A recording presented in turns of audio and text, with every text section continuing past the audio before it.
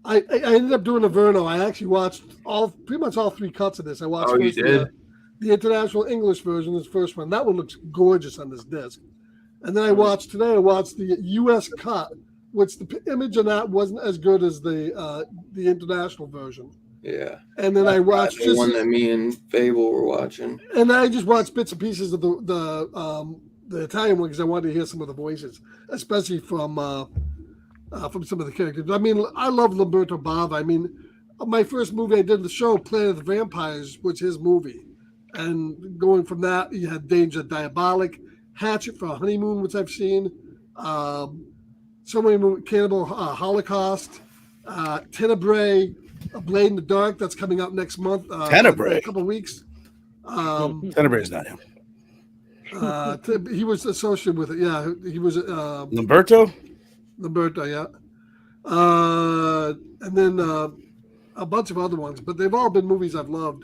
And this movie is just goofy. I mean, anytime you get a cast of characters that get trapped inside an area, whether it's a cabin or a tent, and you get either zombies or demons or something coming on, the characters are nuts, especially in the English version.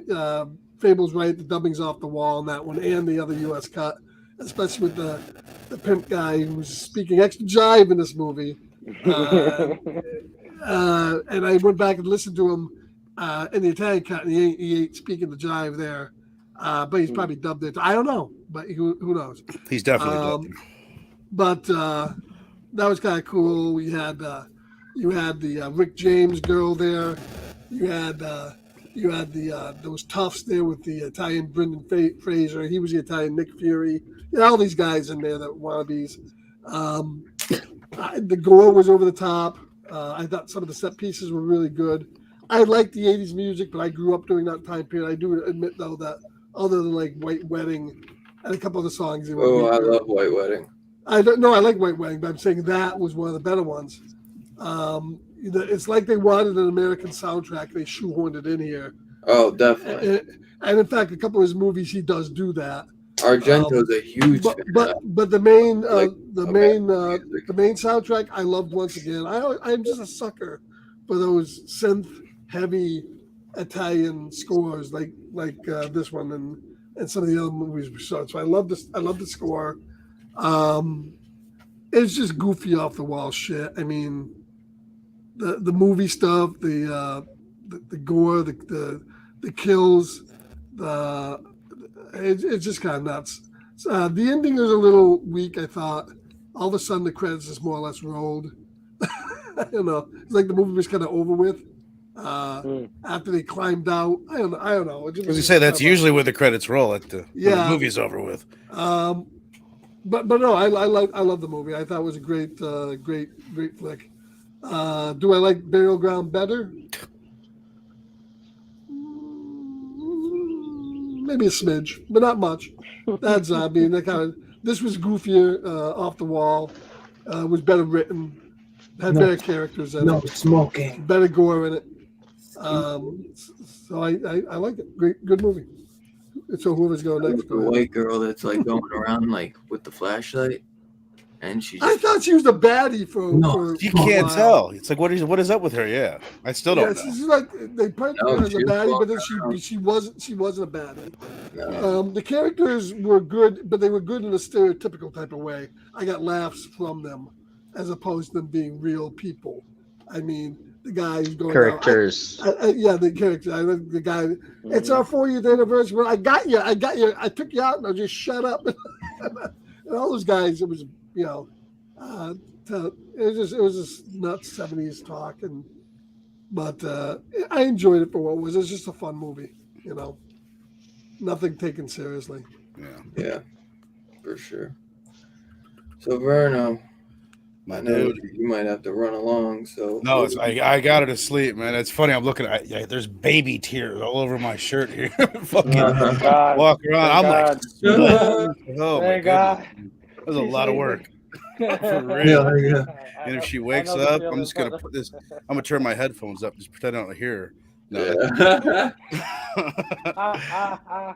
But no. And you remember, if you thought somebody was dying, it's just Adobe. Yeah, this fucking just guy. Adobe. I love that line. I listened to quite a bit of what you guys were saying. Has anyone given Scarpet shit on air for doing the entire fucking review by himself in the horror back chat? Not yet. Fucking God. I was telling people earlier, like you did what you said, what I said in a nicer way. Watch some Afro Man, will ya? Just watch some Afro Man. Scarpet's fucking hammered. Then he's like, "No, I'm high." I'm like, "Oh my God!" But anyway, I love it. This is. Here's the funny thing, dude. Dylan, you would know. Do you agree? Like this movie there's not another Italian horror film that's fucking anything like Demons. You know what I mean? Like this isn't indicative of Italian horror in the least bit. Not that that's a bad thing. I'm just saying this is a total standalone. It's way more fun than almost any Italian horror movie I'm familiar with. It's someone mentioned they're trying to do like 80s American style music. I feel like this is the most American 80s influenced movie that I've seen an Italian director do. It's like it feels like New York City on the subway, and just the look of it, you feel like you're watching Jason Manhattan or Jason Takes Manhattan. For sure. But I agree completely. That's why this one's just like balls to the wall, just right. You've got to not take it seriously. I would say last night's probably the fourth time I watched the movie. I did this movie when Robbie, which by the way, I don't know if Dylan, you saw Robbie asked you to send him the link, but we did. Yeah, down here in the chat, he says he wants to pop in. But I did this when Robbie did it. He's probably gonna read me about the music. I had a fucking feeling he would want to pop in for this one. I was gonna send it to him too, and I was like, I felt like he might try to surprise me and come on, and he would just ask one of you guys. He's just gonna try to justify his hate for Burial Ground, and it can't be done, man. You're the only one thinking about fucking Burial Ground. I promise. It just can't be done, man. It can't be done. That's not a Burial Ground shirt, but anyway, you're showing us your Kingdom of the Spider shirt, bro. I enjoy the movie. I think when I did it with Robbie last year, no spoiler for my score, but because it will change. I think I gave it like a 3.5, and this was my first experience with Italian horror when I watched this. Second one? Yeah, we did this. We did 1 and 2. I think I gave 2 a 3. But I enjoy. This isn't my favorite Italian horror movie, but it is the most fun, and it's definitely the fucking easiest to watch. This kind of falls in line with like an Evil Dead thing where it's like I could always just throw this on. Yeah. This is like the perfect fucking movie to have on in the background at a Halloween party. There's always something crazy going on screen. And as far as the music, I would never fucking drive around and listen to this soundtrack. This 80s type of shit ain't my bag necessarily. Or maybe a little White Wedding, but I do enjoy it for the movie. There's something. I brought this up when we talked Tenebrae on Robbie's show. I think they forego suspense with the music in Italian movies, especially Argento stuff, and they lean into the energy. You know what I mean? They use the music to bring in energy, and it takes away. You're totally right, Fable. It takes away from the suspense or the scares.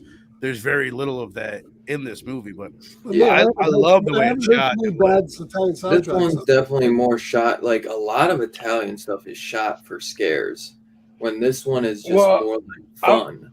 Can I just add something to that too? Like, it's not only the music that they chose that I think is just not for me, but it's also the music that they make is a facsimile, like a bad facsimile of what they're trying to do. It's like it's like, oh, this is how American music sounds.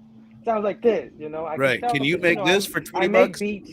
I make beats and I produce music in the past, so I can hear what they're doing. And some of the loops are really bad and stuff. But I forgive it because it's a obviously you probably had a low budget to it, you know what I mean? And it's still really fun. I say like when it opens up, it's cheesy as fuck, but it sets the tone for the whole movie. I actually do enjoy it. I'm like, I'll start bobbing my head right away. But the demons are a fuckload of fun. I don't know. I think Scarpet said the characters are good. The characters are fucking terrible, but they're entertaining. There are no characters. You said that. You said this before that they just people there, like people in Italian horror. It's not really characters, but with faculty, it's all these stereotypes with a twist. This is just the stereotypes. They're just there. The black guy with his pimps. Everybody yells every fucking line, even when they've got away from the demons and they're by themselves. That's why I say like this is the definition. not the movie as a whole, but as far as the dialogue and the acting and the dubbing, the definition of so bad it's good. You gotta blah blah, like the way that they're screaming in each other's faces. It's the fucking worst dubbing of all time, but it's hilariously funny. Like it's so bad. And then if fucking Robbie gets hit, or I'm gonna steal his line that he said like 20 times during last year's review. I'm George. The way the guy says "I'm George" to the girl when he introduces himself is like one of the weirdest delivered lines. There's a ton of weird lines. Yeah, but it makes you wonder what they sounded like. If you get scared, right? Like why didn't they go with what they were saying? Right. They were talking English. So the guy when they're showing the movie, fuck, what does he say? Well, a lot of them are really good at dubbing, where they can almost try to line the words up, where they're probably speaking Italian. One thing too on this, they said is that the U.S. cut, which is probably what's up on Shudder, does contain different audio cues, loops, and audio effect sounds. What did everybody watch? I watched Shudder. What did you guys? I watched Shudder too. So I'm telling you, some of those things I think are in the English international. I've been waiting to pick up that. Put in there for the English that Scarpad has. Right. Last thing I'll say, I found the fucking line when they're filming the movie and they find the mask and the guy, the way he delivers the line, he says, "It says whoever wears it becomes a demon."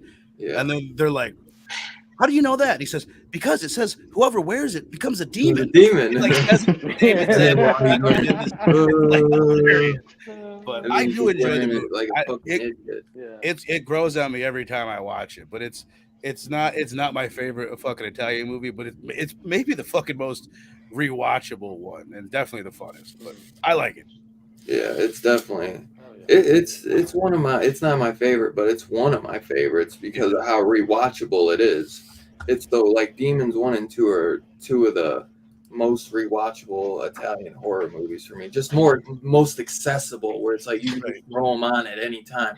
Where it's like Suspiria, you better be prepared to sit down and chill and like really get into it. You know what I mean? Where this you can just throw it in the background and just catch bits and pieces and not really have to pay attention.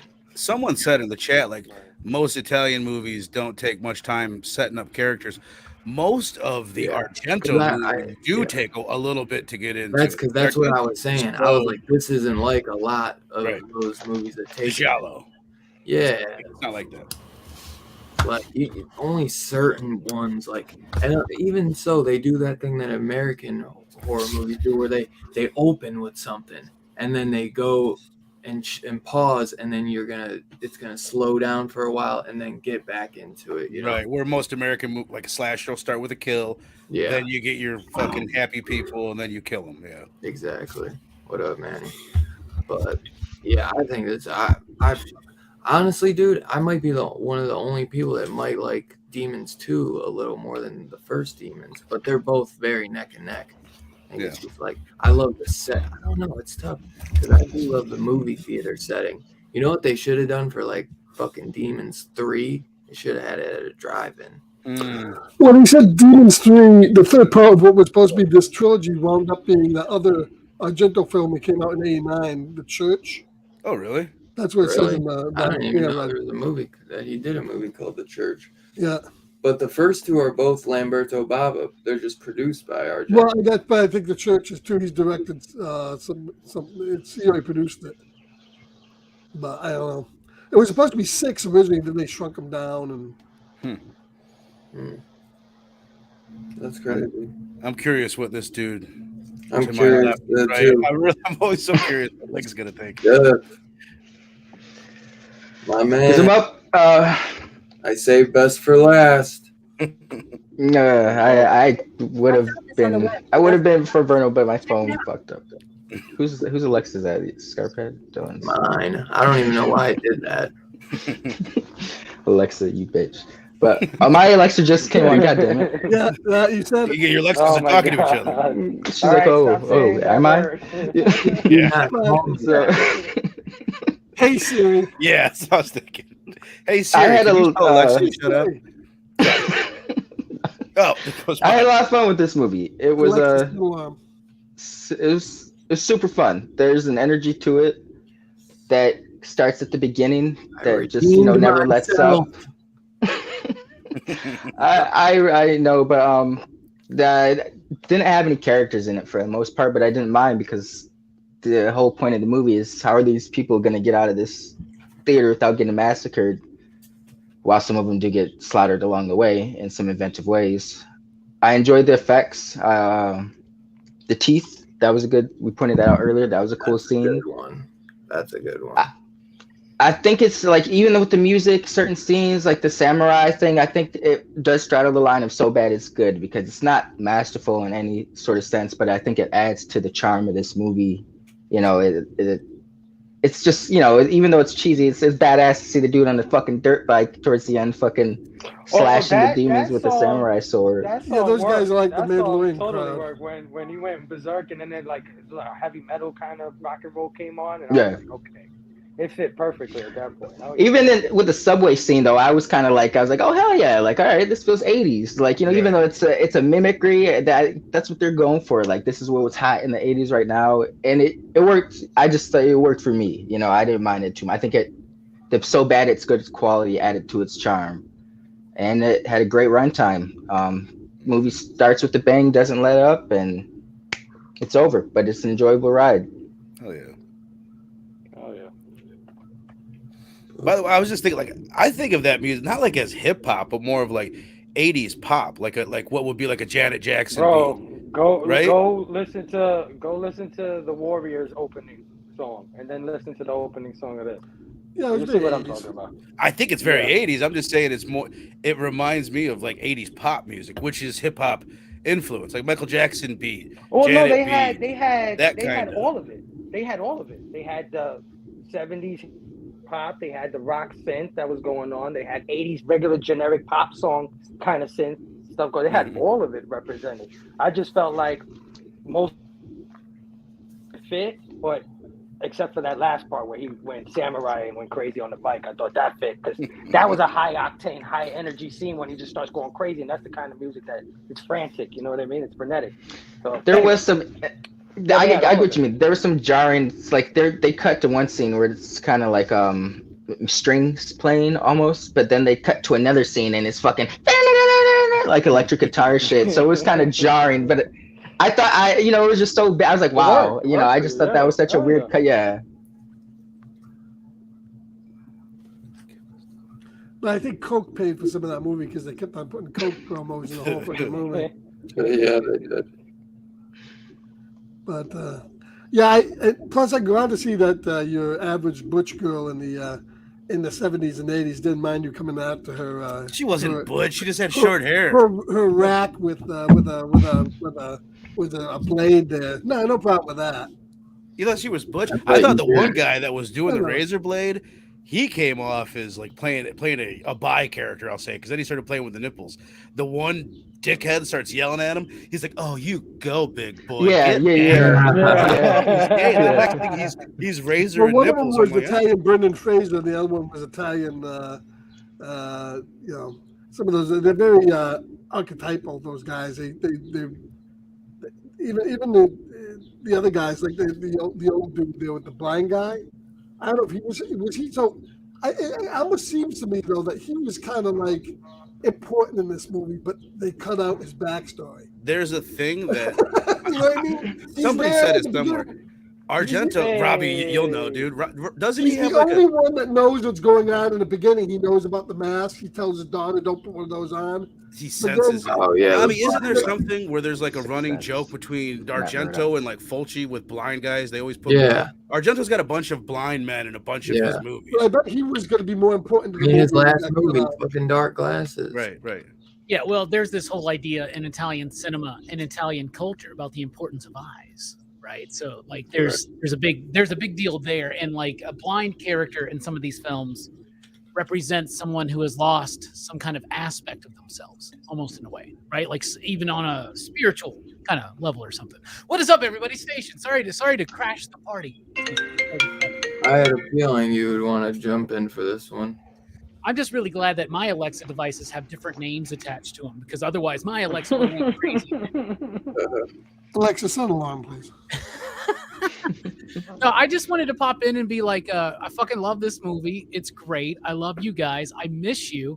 And you know, I made this commitment to only doing one show a month, you know, to give myself some time to do some personal growth type stuff. And man, I was jealous as fuck that you guys were doing Demons without me. And I had to pop on. I had to. I didn't rewatch the movie or anything, but I've seen this movie like You've seen it enough. 20 something fucking times, man. It's ridiculous. Right. I love to. And like Verno said earlier, we did Demons 1 and 2 as a double feature in Horror Fest like 2021, maybe 2022. So I can't remember exactly what year.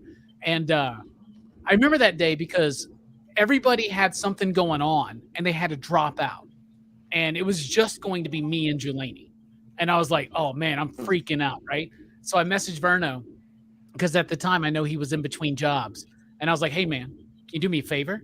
He's like, what? I was like, can you watch these 2 ridiculous Italian horror films and then join me for the show tonight? And he did. And I'm so proud of the journey that Verno has taken since. And I'm proud of all of you for proud of you. your thank you. I'm proud of all of you for your very nuanced and on the spot observations on this film. Lamberto Bob, amazing. By the way, Scarpad, The Church is produced by Dario Argento. It was directed by somebody else. But I love this film. I think it's absolutely fantastic. You guys have all hit the nail on the head. Fable, you're right about the music.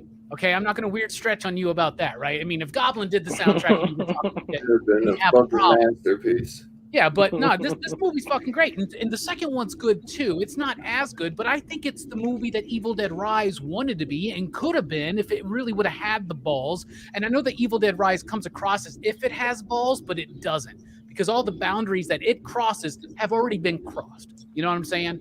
So we're not talking about Demons 2 or Evil Dead Rise right now. Demons 1, ridiculous, fun. Yeah, you're right. Rick James. I get it, man. Like, that's the first thing I ever fucking thought too. The practical effects are amazing. The fucking pace of the film is on point. It is such a fun film to watch. And it is a great introduction into Italian horror. Because, Bruno, you said that not all Italian horror is like this. I would say almost none of it is. Well, there are some, though. There are some more fun kind of approaches to Italian horror. Tomb of the Blind Dead. But I get what you're saying, especially compared to somebody like Lamberto's father, right? You know, or Dario Argento, right? There's not a lot of symbolism in this fucking movie. There's not a lot of deep things. But it does its job. It does its job phenomenally well. It is gory. That's for sure. Yeah, it is gory. It is quick. It does not overstay its welcome. It has fun. It doesn't take itself seriously. This movie's fucking awesome. So I just had you were describing me in bed for a second. You know it, man. And, fun. Doesn't make it I seriously. would know, Verno. I would know because That's the man with puke on the shirt. I've seen the tapes and I've subscribed to your OnlyFans for 1 month. And I didn't mean to thank you. Coscarelli did steal that fucking back, the head coming out of the back from Demons, because that was 88 in Phantasm 2. Oh yeah, you're right. I mean, well, they all watch each other, right? You know, and all that shit. You know, I like how they spoof Argento and Tenebrae in this with at one point a character standing in screen, and then she ducks and the demon's right behind her. Yeah, you know what I'm talking about? I do. And I just want to say, y'all know I love this movie. I own 1 and 2 on Blu-ray. I don't have the nice 4K box set that Scarpad has. I have the original ones. They have the American version and the international version. I always watch the international English version. That's what I watch. I like the dub. I don't mind it. It's not the best, you know. Like Verno. I mean, I've been watching y'all. Like Verno said, you know, I'm George. You know what I'm saying? But I love this film. I just wanted to pop in and say I speak jive, so that's say hey and tell you that I love this movie. And now Brooks is here to pick up Throne of Blood for me, but I'm not done. So I want y'all to continue. I want to pop back in if you guys don't mind. So, of course. Yeah. Movie's fucking baller. And if you haven't seen it, you need to fucking watch it because it's really fun and it's a great Italian cinema for beginners. Because you get used to the dubbing, you get used to the pacing.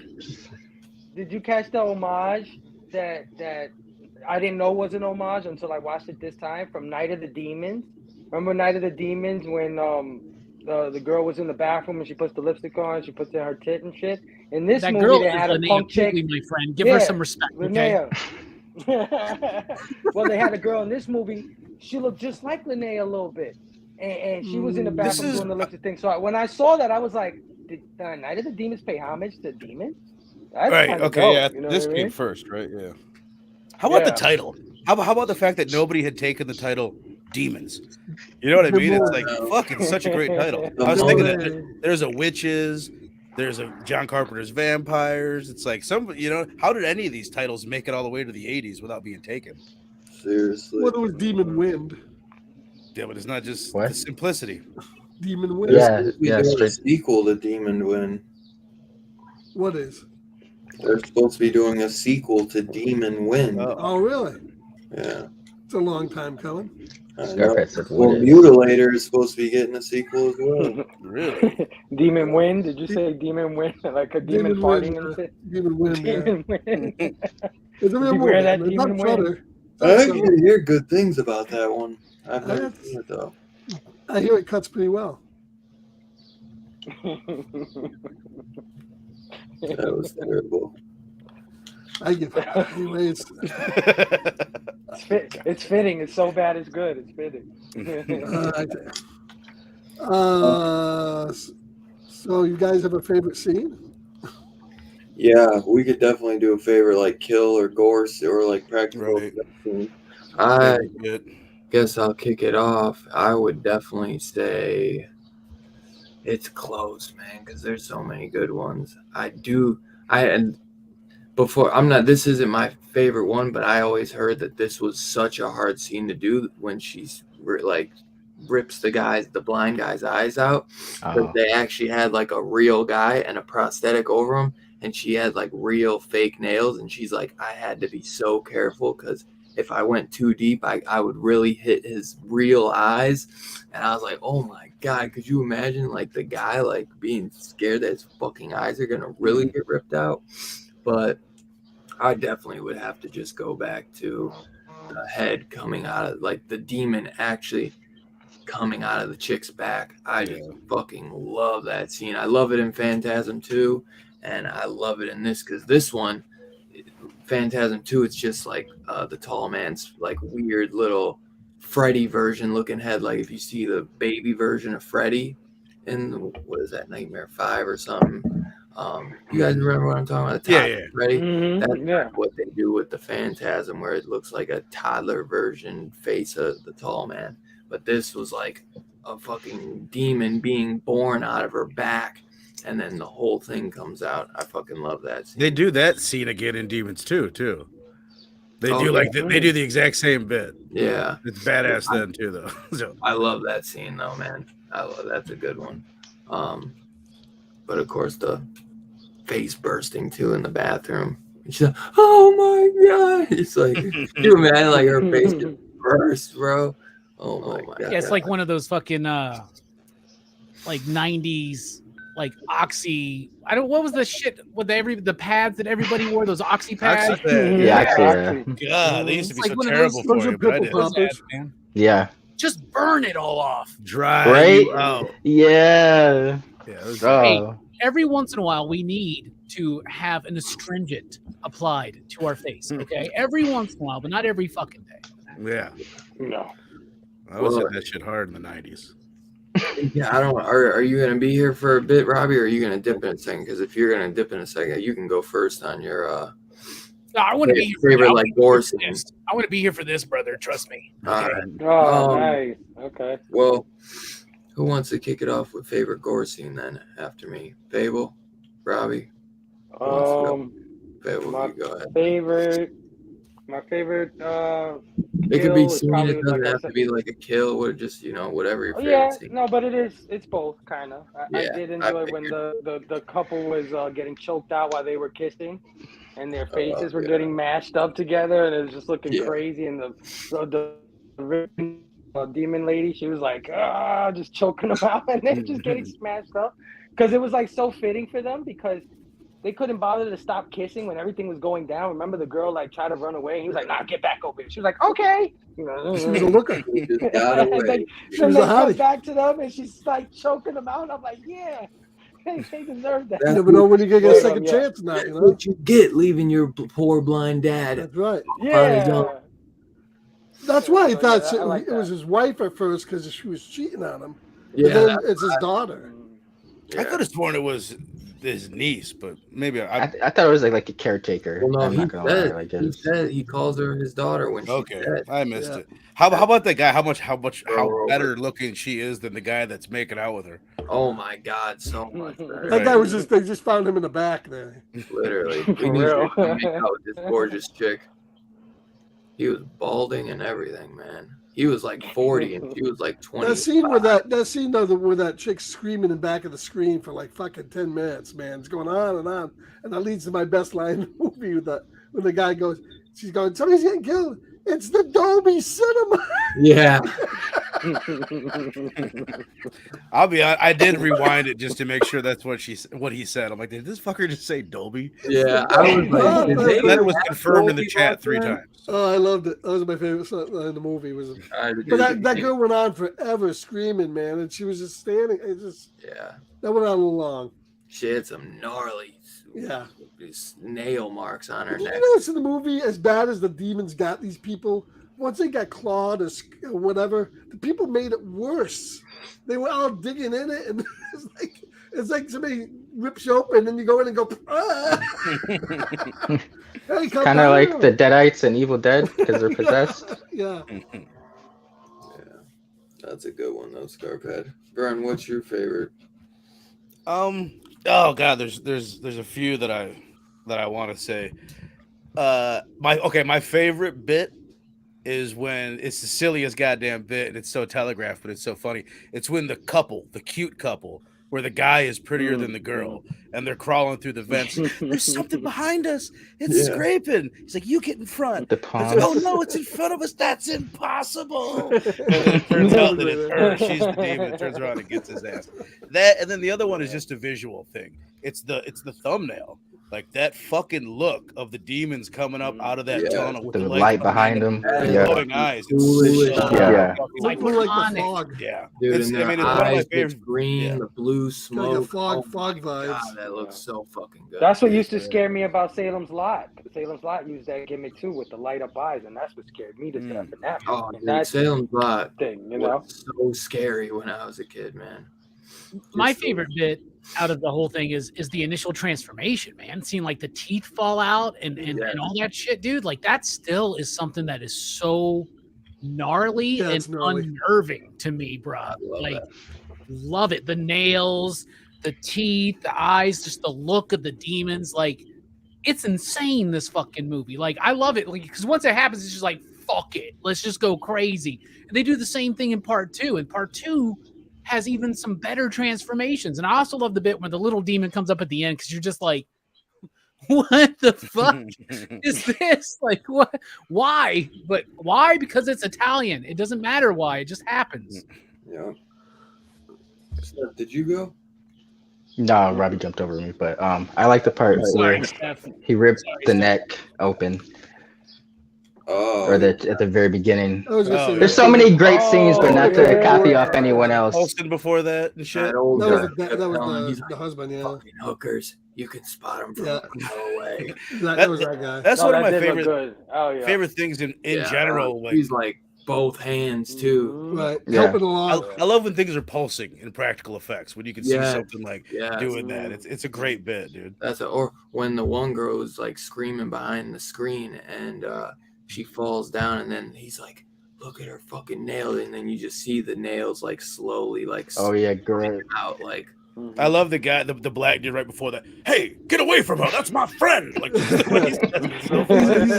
soon as he goes up in the projection room, he's the one guy going, smash everything now. Yeah. What's great is that same actor plays a different character that has the same exact role in Demons 2. He's like a he's weightlifter. just there and he He's like takes one of the over weightlifters, everybody. right? Yeah. Everybody listen to me. Everybody get a weapon. He's ridiculous. That's a great part in part two where the demons attack. They're in this high rise. They're like apartment building or something, right? They attack the gym. There's a bunch of gym rats in there, and they're killing people with the gym equipment and shit. Yeah. Gonna fucking I love demons too. Yeah, but I anything love with Tony demons, the Pimp in this film shines. He's like one of the best characters. For sure. I mean, they're like, all right, we got to have one black guy in the film. All right, let's get one. What kind of occupation do you think would be fitting for an African American? Anybody? Let's go with pimp. In the 70s, it was always pimp. Yeah. Sorry, that's the way it was. Well, this is 1985. It's 80s, so yeah. 70s, 80s. Yeah, right. We're a little removed. This from was the very 70s. 70s, though, this movie. It was Pimping very all white 70s era. No, this is what Italian This was Americans thought 80s. New York was.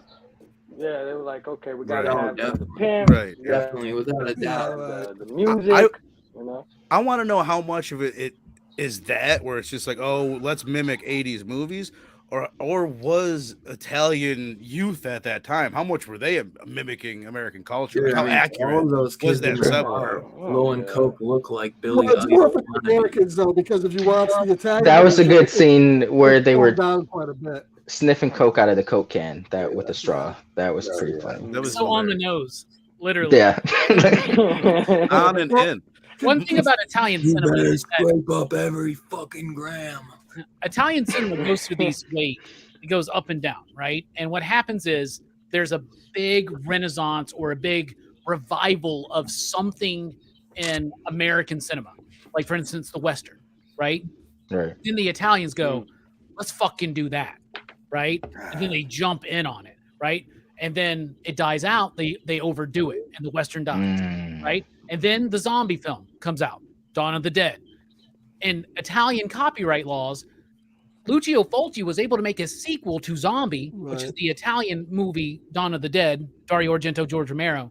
He was able to make a sequel to that without any rights to do so, called Zombie 2, which we call Zombie, which they call flesh-eating. Zombie flesh eaters. Zombie flesh eating, zombie flesh eaters in the UK. And it was a video news. And what? Is it flesh eating zombies or zombie flesh eaters? Zombie flesh. I think Zombie both. There's flesh. like literally like 20 names. Yeah, for it's that. zombie flesh eaters. There really is. But Wow. like, for instance, so like that's an unofficial sequel to a movie because it's what happens in Italian cinema. And then you notice that they continue the zombie thing for a while. And this one, I think this one is like just kind of mimic the gore of American cinema that was going on. And what I do like about it is that Lamberto is doing something that's not completely derivative. You know what I'm saying? Like there are demon movies, but this is one of those rare Italian films that's not just solely derivative of something that was popular in American cinema. What you said there about them like finding something, a new genre, I'm trying to look it up. I heard this somewhere. The word for genre that they use in Italian, I'm probably fucking this up a little bit, but it's pretty much right, is the word that is what we call vein, like a vein that you would mine. So it's like, oh, we've got a new vein, mine that bitch. Like we've got a new genre, and you know what I mean? That just shows you the mentality behind it. Like get every bit of gold that you can out of that before that vein is dried up. Can somebody here speak to, because the one part of the movie I really didn't get to, and even the ending, is talk about the ending, that guy in the beginning who's obviously there to scare her, and then at the end he just kind of appears out of nowhere to throw the guy off the roof, and then they kill him. What's his importance? The metal guy? Importance to the plot? Does he have an importance to the plot? They don't tell us. That's all up to. I mean, unless I missed something, that's all up to the imagination. He's obviously an agent of whatever's going on. The one that cute me actually was the lady, the hostess. She looked like she was down with shit, and then she got killed, but right? Like, was fighting for her life, So but she never really actively went up against the people there like this guy did. I almost wonder if she was a part of it, and then it's like demons be demons, and you can't like tell them who not to kill. Be like, hey, don't kill the elf. Like well, maybe she was possessed a little bit. Demons 2 goes a little bit more into some of the lore, I guess, behind it, but it's not ever really super clear. And I know, Scarpad, that you are an expert on 70s drive-in cinema. but maybe not so much in 1985 Lamberto Bava Demons Italian cinema. But the reason why that dude shows up in the beginning and then shows up at the end and then just is because it's a convenient plot point. Right. And it's just something like to do in the beginning of the movie to like have some kind of tension before the shit hits the fan. And it is a weird bit. And I also maybe like, I don't know, had Phantom of the Paradise come out, right? So maybe we need a chrome man or something like that. Seems like him and the blind guy had some kind of backstory that was cut. It just felt like there was something that could have been there. And they may have had a backstory that was cut back in the script writing process when they were like, fuck the character development. Let's just fucking go crazy. Well, who knows? I mean, this movie goes through so many different iterations, so many different versions internationally that at some point there may have been something that was in there and they got cut. Who knows? Well, that's something you see a lot with European cinema, just because they're like, well, in Asia they'll like this different aesthetic. Oh, in America we're going to like it this way, and there's always so many cooks in the kitchen when it comes to distribution of these kind of films, right? Like we see it all the time with Argento films, Fulci films, stuff like that. Yeah. If I could just throw in another scene that's badass, it's the end scene. I love it. Like they get out, George saves the day, he gets the girl, gets him on the truck. They're heading out. This like, oh, this is exciting. We think this part of the town might be okay. And then all of a sudden the female lead is a demon and she just gets shot the way they just leave her in the road and that's it. They just drive off. It's little kids just eating the sandwiches. Another messed up ending that was earned. Just want to say. You know what? I was going to say, like, I don't want to sound like a fucking the Drag Me to Hell review, but it did remind me quite a bit of Drag Me to Hell, which I heard there's a good review out there on. A couple dudes. There's a really good review of Drag Me to Hell as well that me and Dylan did. Right. A couple of years ago. I saw that. Yeah. I watched it and took all your ideas and applied it to mine. I watched like the first 30 minutes of y'all's show and y'all were doing good. Well, he admitted on the air that he stole the whole bullet point thing. Watch the end of the video. Stole the what? Yeah, your video. Remember you said you cribbed Dylan. The rating system. Did you hear that, Dylan? Dylan, do you remember like 4 or 5 months ago being like, man, I've been thinking about this idea of maybe doing like a letter grade rating at the end. But I was like, I don't like it. And now that's what I'm like, I don't like it. You did a letter grade? I did. I knew you were gonna fucking poo-poo it. That's why I did it. You better not do that when I come on. 100% I'm doing letter grade. Letter grade. Prepare yourself. Man. You got more options, man, because you got the minus, the regular, the plus. I give you the A-. There's the same amount of options. A through fucking F is 5 through 1, and all the points, pluses and minuses. You know how big of a jump there is from 3.5 to 4? If you give a movie 3.5, you're like, damn, he's throwing shade, but it's 4. It's like, to be fair, when you use letters, you got no 0.69. Letter grades are for fucking elementary school. Fuck all of y'all. No, we got 0.69. We're going with checks, pluses, and zeros. Check minus. We got a triangle. Oh, dude, hey. Here's an original idea, Verno. Why don't you do thumbs up and thumbs down? Right, that's what I was saying. Half a thumb. Hey, at the very end of the show, I'm going to propose an idea for something that I proposed to Steph and Fable about a fantasy horror draft that I want the 6 of us to do. So remind me at the very end of the show, I'll give you guys your spiel and the audience the spiel. See what you guys think. These two are into it. They like it. Huh? They go to sportsbook.com. Actually. No, we're going to go to StreamYard.com. Dylan's Horror Show. It's going to be fucking awesome.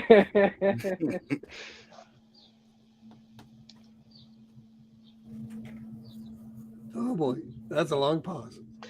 You always ruin the bit. God damn it! There's no one more uncomfortable in silence than Scarpad. Yes, he's in mid demon scratch. Yeah, Dylan's doing pretty good. Okay. But those days are over with. Take a breath, man. Those days are over with the good Wi-Fi now. So. And a better computer. So let's see, what'll be last? I guess we do what the movie's trying to say with the rating. Yeah, I think that's about it. I'll tell you right now, I would only be able to say what Robbie told me last Horror Fest. But I will say, after hearing what Mr. Billups thinks the movie is saying, and I agree with the movie's more interesting to me now since I've watched it since then. It's like, oh, okay, they do lay that on the meta-ness of it. Like I didn't pick up on it the first time I watched it. Let's hear what Robbie has to say, so we can just steal all. Well, shit. What the fuck did I say, Verno? Want me to tell you? Hold on. Was it something like? I was like, God damn it! Is it about the fear and worry of the effect of art and cinema? Video nasty retaliation. Yeah, absolutely right. There were so many of these movies, Zombie, that we were talking about, the Fulci Zombie 2, which is far superior to Burial Ground, which is a complete fucking ripoff, right? And it's trash. Complete ripoff. But no, it's a response, I think, to that. It's a response to, is this what you think happens when people watch horror movies? Do you think they're literally going to turn into monsters and infect other people and turn them into monsters? And it's an exercise in showing us how preposterous that is. And I think that's why this movie comes across with a buoyancy of fun that and a lack of a gravity, right? It doesn't have heavy weight to it or anything like that. It's just fun. It's rock and roll. It's MTV. And cinema, we don't, we always like to joke around because we're very deadly serious about this. We're sex positive. We don't kink shame and any of that shit. And we don't shame people for the fucking entertainment and fiction they like to devour, right? No pun intended. Unless it's Burial Ground. Unless it's Burial Ground, yes. No, man, I love that you love Burial Ground, bro. I love it. I love that you love it, but I don't feel like shamed. I feel Burial Ground shamed. But go ahead. It's all right. No, but I'm pretty sure. Get over it. I probably won't kill myself tonight, so keep on going. The second one does the same thing because it's through the medium of television other than film. And that's the difference mainly. Aside from the setting, the first one's in a movie theater, the second one's in an apartment building. Everybody's watching the same special where they're uncovering these artifacts about these ancient demons and this cult or some shit like that, right? And they totally pull a Cronenberg in Demons 2, and a demon comes out of the fucking video screen and it goes all staticky and shit. They're just like, once again, Italian cinema, they're like, fuck, Videodrome, let's do that, right? So I mean, it's a retaliation of that. It's about, does the fiction and the media that we consume really affect us, and does it affect us to the level that you act like it does? So there you go. That's a good ass spot, man. I love that. Spot the fuck on, Robbie. Yeah. Damn, that's good. Well, thank you. That's why I like the bit where she actually, the demon actually comes through the TV screen or the theater screen. I need you just to come on every week just to tell us what the movie means. Like, hey, let's bring Robbie in for what this movie means. Robbie, I'm gonna start sending you. I'm gonna Venmo you $20 a week just to send me your fucking themes and shit. I'll do it. I'm gonna sound smart as fuck. Well, I remember because one time Bruno was like, "Bro, you should clip out the bit where you explain what the movie's about and just like clip that out on its own, like what Goodfellas means, what Demons means, totally. what Suspiria means." That by itself, yeah, that would be nice, dude. I think, and then it'd be only a minute or two. That would probably be that's a good idea, honestly.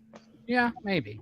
That's one of the things you are very good at perfecting is like what movies mean, I feel like.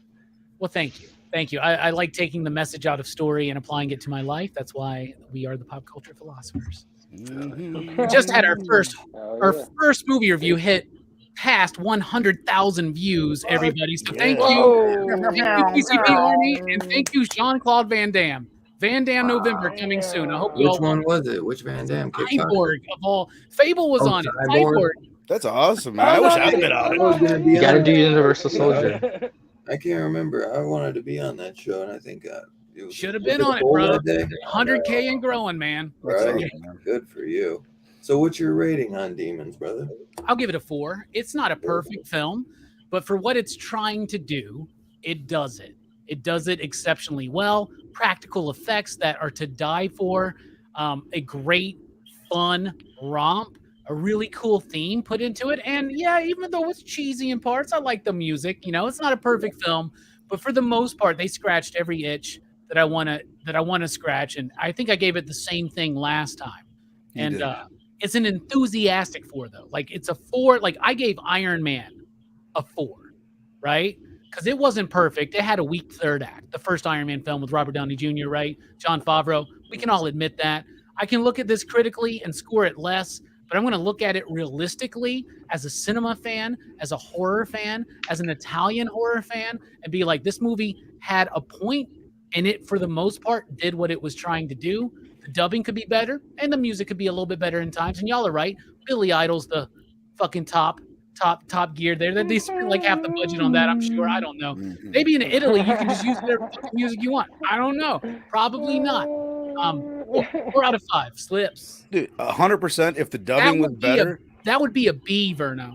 Just so you know. Oh, I know. If that doesn't ruin the movie for me at all. If the dubbing was better, I would like the movie less. 100%. I was gonna say that helps me. That adds to it. That's the charm. Yeah, totally. I laughed more at the dubbing than anything else. If someone's speaking in Italian and then dubs over with English, it's very hard for it. A lot of these films that are done in very strong or semi-strong markets internationally, they know they need to get an international release. They know that they're going to be put in other languages, so they don't even fuck with even recording audio. Yeah, you know what I'm saying? And so they just do dubs. And you cannot be into Italian cinema and you cannot be into Hong Kong cinema without appreciating awkward dubbing. Yeah. In Search of Darkness, remember the girl who plays the main demon, Greta? She says dubbing is like an art and it's very hard to do because, like to do it well. And sure. Yeah. And she dubs herself in this film. Yeah, she dubs herself. But are they speaking Italian? Or they're speaking all different languages. Broken English. All different languages. Some people are speaking Italian. Some people are speaking English. Some people may be speaking fucking German. Like they're speaking whatever their native language is. Here's the thing I heard recently. I heard it's kind of a misconception that they don't. I'm sure there's instances where they don't record audio, but what they do is say like the equivalent of like recording audio on your camera and a mic. They're using the camera because they need something to sync up to dub to. That's what I heard from one of the actors was saying that it's like, no, they actually do record it, but it's not usable. Yeah, I guess the right way to say it is they're not recording usable dialogue. It's a sync track is what it is. Exactly, yeah. Can I ask you guys a question? Did anybody else watch this and feel like, man, this is ripe for a remake? Like this concept, the way they did this movie. I mean, not at all. This could not be at done fucking again, all, Fable. Not. It depends who would direct. This could be done again. Hey, Fable, you said the same thing when me and Verno and Jelani did it on PCP Movie Night, right? And I strongly disagree because it would be CG the fuck. You know what I'm saying? Yeah. And it would be so bad. There would be a ridiculous fucking love story in there, like Matthew Broderick's shit in fucking Godzilla 98. It would, like, I don't want that. Like, I don't want a new Gremlins movie because it would be CG. And if it's not going to be done practically in camera, it's not going to have the same effect. Yeah. This movie kind of reminded me of a little bit. I forget the name of the movie, but it was that Shudder movie where the girl gets trapped in the radio station. The apocalypse is going on outside. Revealer. I got very kind of Revealer vibes. The other way around. This movie seemed like Revealer in parts of it with less demons, but the same type of. I can attest that the co-writer of Revealer, Michael Morisi, who's a friend of mine and a friend of the show. Isn't it Michael Morisi in another comic? He's a big Italian guy. He's a big horror fan. Yeah. And I think that show in that movie it showed. I fucking love the plot. Yeah, he did the plot, did Wasted Space. Brilliant. Yeah, Wasted Space. That's like his Star Wars because he's a huge Star Wars fan. Yeah, Star Wars meets Preacher, baby. Everybody watch read Wasted Space. What was Michael Morisi and some other guy I thought wrote the screenplay for Tim Seeley, yes. Oh, no, wow. Who did Hack Slash. Yep. Yeah, worth a watch. I enjoy. It wasn't mind-blowing, but it was good. It's worth a watch for sure. I still like Glorious better. Glorious is so they're similar, kind of. Glorious was really fucking fun, though. You should watch that, Robbie. Glorious, it's got the guy Ryan Kuwait from Dead Silence. Do you remember that movie, Dead Silence? And then J.K. Simmons. Word. I'll check it out. Anybody watch the new one, Influencer? That's on Shudder. Yeah. I watched the first 20 minutes, and it hooked me. Like I'll finish the rest of it. It seems like I saw it on the main page today. It's not like one of the lower rung Shudder that's just like you turn it on and instantly you're like, ugh. Shudder stuff's actually getting a little bit better. It seemed pretty good. Yeah, I'll have to check it out. Steph, what are your final thoughts on the movie? if you want to throw what you think it means and your rating, my brother. What it means, what Robbie said. My score, I was really impressed with this one. I almost feel like I shouldn't mark it lower because I can't mark it any higher. But I was gonna go with a 4 originally, but Robbie said it, so maybe I should give it a 3.75. I'll stick with the 4 because I was pleasantly surprised that this wasn't shit like Burial Grounds. It's all open to interpretation. The aspects of Burial Ground, I like better than this. There's a right answer and a wrong answer. No. It's all open to interpretation. You know, but like what Verno said before, I think a few episodes. there was a large desire for Burial Ground to come out in 4K with replication plants the way they are now. They just don't put movies out that don't sell. They know they're going to sell. Did not mind that people weren't characters. All right, Burial Ground 4K I coming totally out, minded. partly due to all of us here. Long story short, it's shit. Also, because it's popular and people want to see it. You know what I think the difference is in these characters? You're not going to make fetch happen, Scarphead. Yeah. You don't got the juice. Movies are just, everybody has a different movie they like. I'm going to wait. When you're giving your review, I'm going to make sure I jump in like this and go on about some meaningless, trivial shit. I love Burial Ground, just like you might love another movie. Doesn't mean I'm wrong or you're wrong. No, you are wrong. It just means people like what they like. Look, if I could jump at all this trivial bullshit. You can't push one people's desires and lights on the other unless it's a great Kingdom of the Spiders. I have no issue with you loving Burial Ground. I just think you lied about giving it a 5. I don't think you believe that.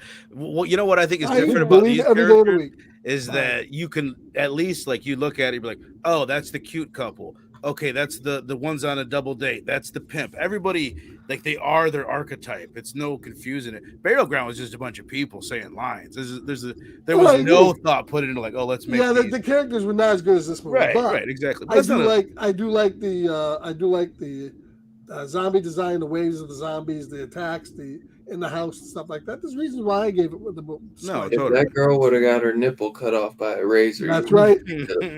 No nipple biting in this movie. Did anybody else have to like talk to their shrink about the boner they had after that razor nipple thing? I'm like, why is that so hot? Like, holy fuck. Like, it was oddly arousing. But I love to my women love and not pain. When I did this for Robbie on Horror Fest, like I said at the top of this, I gave it a 3.5, and I remember Robbie saying, if you watch this more, you'll grade it higher. I watched this again like 6-7 months ago, and I was like, 3.5. I was like, it's just a great review. No, but today I'll give it a 3.69 because I think last night was the most I've ever enjoyed the movie. I think it was the 3rd time that I watched it. I think the more you watch it too, the funner you have. It's that kind of movie, dude. It's because you just know what you're getting into. Right. It's like, well, think about it, dude. This is the like fucking Talladega Nights or any fucking like stupid comedy. Sure, the first time you see it, it's funny, but the fucking 15th time you see that, it's funnier. Like, and this is like crying, laughing. I almost feel like it's weird. Like Demons, I'm realizing recently how much I enjoy Demons movies in general. Getting more into Evil Dead. And then Drag Me to Hell, and then these demons. Demons are that's my awesome favorite. subject. That's my favorite monster. Yeah, demons, possession. That's always been like my favorite. It's because they're fun. There's like a goofiness and a scariness to them, and then you can do a lot with. It can go either way. Like no demon is like necessarily like no this is what demons look. You can do whatever you want. Freddy's a demon. Evil Dead and demons. This is demon.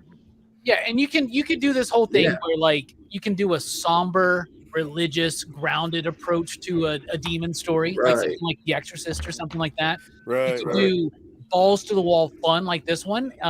Night of the Demons is another great one. If anybody's looking for recommendations, there's a 50s movie called Night of the Demon. That's really fucking good. I think it's from the 50s, maybe 40s, but it's a black and white. It's so good. It's so good.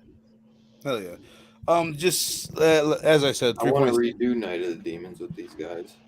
Totally, I'd be down. 3.69. Tempted to give it a 4. For some reason, I'm not. But the other thing I want to say, as far as the theme, like one line or one moment in the movie where I was sitting there like nodding my head. I'm like, oh, that rockin' Robbie, he knew what he was talking about. Like all the shit kicks off, and then some lady just comes out in hysterics. We've got to stop the movie. We've got to stop the movie. And it's basically she's playing the part of the critics or the church, saying like we've got to put a stop to these movies. Nancy Reagan, bro. It's the movie problem, which I just thought like laid it in and made my enjoyment of the film, and it also makes the film feel a little bit smarter. Because it's like, no, they were saying something. They just didn't give a fuck if you thought that they were really smart guys after this movie. But they still had something to say. I love movies that are like this, where they're like, yeah, we got a theme, we got a point, we don't give a shit. We're not going to beat you over the head with it. We're not going to make it like they could have easily tried to lean very heavily into a message-oriented film. They didn't do that shit, you know. Right. And sometimes you don't need to do that. Subtlety in message, or just not being over the fucking top with it. And like constantly hitting us over the head with it, right? Mm-hmm. Yeah. Yeah, no, the more subtle, the better. They stayed on the fun. Yeah, they focused on the fun and just let that be subtext. Yeah, definitely. So 3.69. Scarpad, what are you gonna rate? Well, I can already tell us because it's in the back chat. Let me pull it up real quick. I never rated it in the back chat. No, never did. I can summarize it for you though. What did you give it? I told you the rating would have to come later. I look at my phone and it's like I got all these missing messages, and it's just Scarpad doing a talking to himself. Play of what the fuck he's watching. There was people. But obviously, somebody read it. You didn't have to do that. We didn't have to, or we didn't want to. Either of them. I have that thing where it's like I just don't like to see a message there, so I'll just open it to get rid of the notification. You know, yes, dude. Yes. I can't stand like a message. Doesn't mean we paid attention. And then here's the problem: I fucking hate Instagram because it's like, God damn it! I wish he didn't see that I keep seeing these messages. I don't want to give him I know. There's a notification button in here where you can turn it off. I have the notifications off, but it's still in your icon, the Instagram icon. It will give you a notification. Strong-willed people will put that out of their mind. That wait about it. Strong-willed people put every fucking thought. If you don't want strong-willed people don't like burial ground. Don't have to do it. I tell y'all what, I love y'all so much. I still have my PCP Army Bad Batch and my Dylan's Horror Show, Scarpad Sci-Fi Sojourns. I got all those notifications on. And half the time when I'm expecting a very important message or reply, I'll get all like, oh shit, that's fucking Scarpad. and for a moment, that weight goes out of your life and you say, it's just a little joy has come in. So it's good that I can be there to back you up. I'm not cocky. What did you just say? I have no idea. I was just gonna let him have it. Yeah, I feel like he doesn't even realize it. He's just kind of back you up, man. So wording. This guy. All right, so I have to give my rating. My rating. I will give my rating and my opinion of the movie. Love the movie. We already got that. It's a summary. You guys had your time here. We have the summary. I can say something. Let's go with that score. Just to recount to everybody, like literally, there was a message last night. It was like, so she puts on a mask and becomes a demon.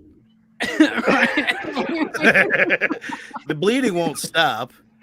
Something about this guy's talking extra. Well, Rick James. I think it was my fault though. I think it was my fault because I was like, I just finished watching Demons. Can't wait to hear your thoughts. And right after that's when he started. Oh, you can't wait? Okay then. Scarpad, we're talking, man. We love. You can always hit the mute button, but of course. So, of course we love Scarpad. And most of the time, you can go to Twitter. I try to put them in my thing, so you don't have to wait. You don't have to read that. You turn that off. I try not to do as much unless something's really important. We're fucking with you, man. Don't worry like about it. Anyway. Yourself, Scarpad. We love you. So the rating on this movie, I thought I love the soundtrack, the Italian soundtrack. I love the acting. I love the scenes. I love any of these type of movies where you're in a confined area and basically shit just goes down and then shit comes after you. And that's what it was. It was an hour and a half of fun. Good special effects. I'm going to give it a 4.25. Hey, nice. What were you going to give it before that? 4.25. You were lingering. I felt like you might have. Always 4.25. I like what you said about liking movies, especially horror films that are set in one location. Right, I'm the same. Yeah, I love that stuff. I love to be a pet peeve of mine. I didn't like. I used to hate that. Yeah, I've grown to appreciate it. Well, then you learn they're like, how do we make a movie with $50,000? Right. You know what I'm saying? But I love what you said about that, and I love the idea that this is set in a cinema. And so now we just need everybody in the chat, everybody watching on the replay, hound the fuck out of this guy Dylan. I'll be on any fucking Saturday you choose, as long as I'm not like incapacitated when you do popcorn. Okay, let's just do popcorn. Okay? Come on. Oh fuck! I keep forgetting. I've been wanting to do that one too. I just had my notebook out. I was looking at because what was it? Before Horror Fest, I was probably gonna do like a Hatchet month and revisit all the Hatchet movies again. That's a really good idea. Maybe you should put popcorn on Horror Fest. Good idea. Be a good one. I actually have an empty spot too, because I've been trying. I have like Horror Fest almost completed, but I'm just like trying to move stuff around and just see what I have like a few like half that I'm like 100% on there, you know. But I try to line some stuff up with what you do sometimes, and then we'll talk behind stage. We like keep it a surprise. Hey. Oh, special guest. He's like, I'm awake. Where did you get your sleepy head? Who's that pretty girl? Oh, shut up. Shut the fuck up. Fable, final thoughts and your rating, my brother. And anyone in the chat, if you have not thrown your rating down below and you were able to watch Demons, or if you have seen Demons before, throw your rating down below.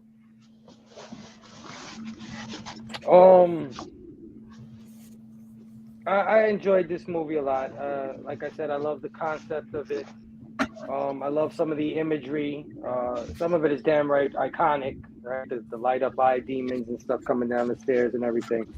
I love the wacky, crazy characters. I love some of the inventive kills. And I even was all in on the bonkers samurai motorcycle ending. I thought of it. Yeah. I fucking love that shit so much. Yeah. And knowing he's gonna die too because he got that scratch on his arm.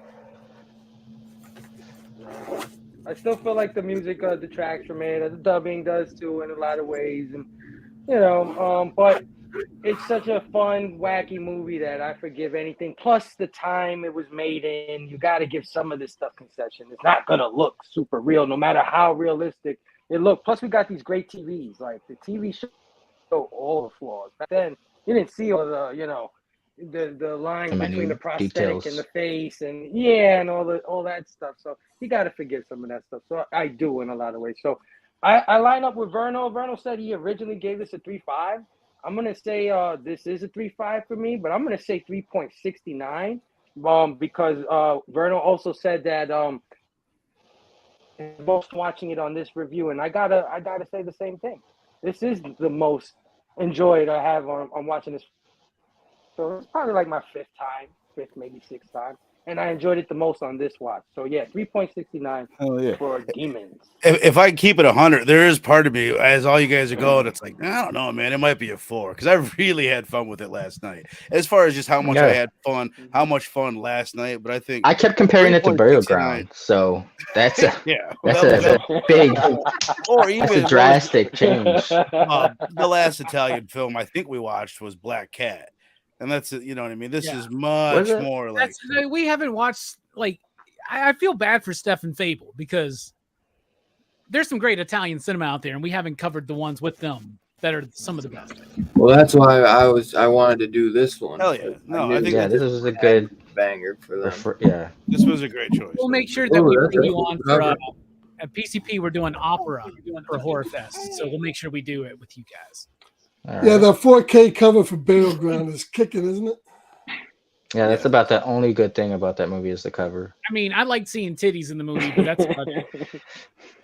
I gave it a 2. It's not the worst movie I've ever seen. It's not Bloodsucking Freaks. It's got to be a movie that is. I was love going to how say that. I think Bloodsucking Freaks is worse than Burial Ground. I know. I like. We all give a pass to Bloodsucking. I love Bloodsucking Freaks too, but that's not good. It's because we didn't give it a 5. We didn't But, say it was better than Zombie. hopefully, it's because that night this motherfucker Scarpad over there said, "This is better than Fulci's Zombie." That was the moment. Fulci's a poser in that whole fucking moment movie. This Burial Ground bit started is when you said that ridiculous. He's a poser. Do you remember my thing where it's like, for whatever reason? Especially to me and Steph, because we haven't watched it. You're saying this is the best. And me and Steph are like, this is the best Italian movie. I never said the best time. Awesome. No, yes, it was being. You're saying it was good. I'm saying, Some strong words were being tossed around. Even a movie of 5. A year worth of obsession. Every night before you go to bed, you think about Burial Ground. I think it has long legs. I never think about it unless I'm on the show. Let me ask you. I never think about watching. In all honesty, Scarpad, have you watched that movie since that night? No. Since that night? No. Took too long to answer. It like several times before that. Why? Oh, you had? Okay. I was just curious. I mean, if it's a 5, I figured it's something you do. Enough. I figured it'd be in the background playing right now. 4K it's better than Terminator, right? 4K should look stellar. Oh shit! 4K I just hope you're appreciative that there's. No, it's not better than Terminator, but it's a good. You scored it better than Terminator. The school's all relatives, man. You get hard. You scored it better than Thanks, Terminator. I get it. On letters he steals from Dylan. I mean, what the hell? You guys upset. I just hope that Scarpad appreciates that there's a Burial Ground clip in the intro of Dylan's Horror Show ever since. Yeah, ever since because that Michael character is iconic. He's right up there with Michael Myers, Pinhead. Reminds me of Beans from Even Stevens. You ruined it again, Scarpad. Not as iconic as Michael Myers. Get out of here. Oh my god. This guy, Dylan. He's having his Exorcist 3 moment.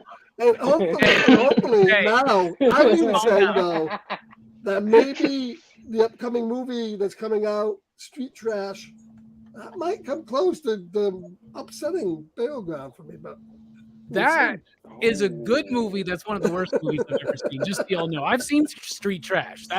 I don't want to be there for that one too. I don't know. Maybe I'll pop in again. I don't know what's going on next week. That's how I look at Dark Knight Rises. All these guys, I sent Street Trash. The 4 guys, I haven't sent one to Inferno yet. Say you never sent me shit. What the fuck are you talking about? So I hope you guys. No, you didn't. What are you talking about? I've sent you stuff before. Anyways, we want to. No, you didn't. Man. Let me just be clear. Street Trash too. I got a copy. I think he sent me Verno's copy. That's like you could have my copy. I was like, I got a perfect copy for you. Hey, we never get copies. You guys get all the copies. Let us get some copies of something, okay? You guys, I've been sending them out. So. This guy, he's like, I sent you something. I need you to say on air, no, I did not send you something. No, I did. I'm looking up right now what I sent you. I wonder who was walking around with watching fucking wearing this Burial Ground t-shirt or whatever the fuck. You said it's to the wrong address. Scarpad brought a whole warehouse. Scarpad, you send me a Burial Ground t-shirt. I'll wear it once every 2 months on air. I don't believe that you will. I will, 100%, dude. It's a cool looking t-shirt. When I meet you in person, Scarpad, he's gonna send Vernal's daughter a Burial Ground shirt. That'd be awesome. That'd be dope. Yeah, no problems there. Be like, I'm using it as a fucking reusable diaper. Perfect cloth diaper, bro. Wonder what he's over there doing. Looking up.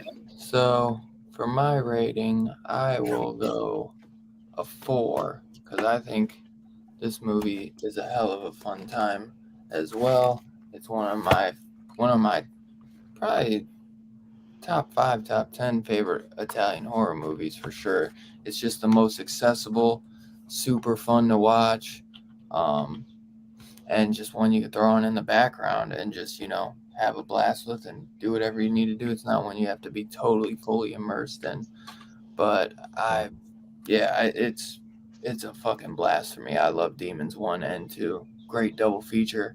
I recommend picking them up. Get that Synops release if you can. If not, get that regular Blu-ray release.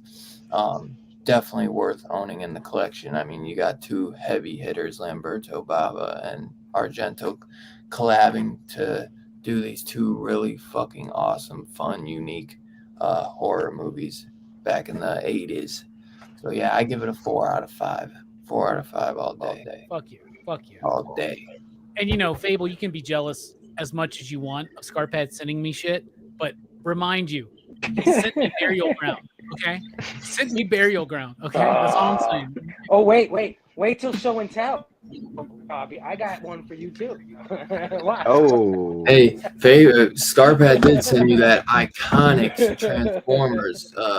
that disc, that DVD was dope as fuck. That was and Scarpad, are you the one that sent me Kong versus Godzilla? I did. Yeah. Thank you for that, man. That's awesome shit.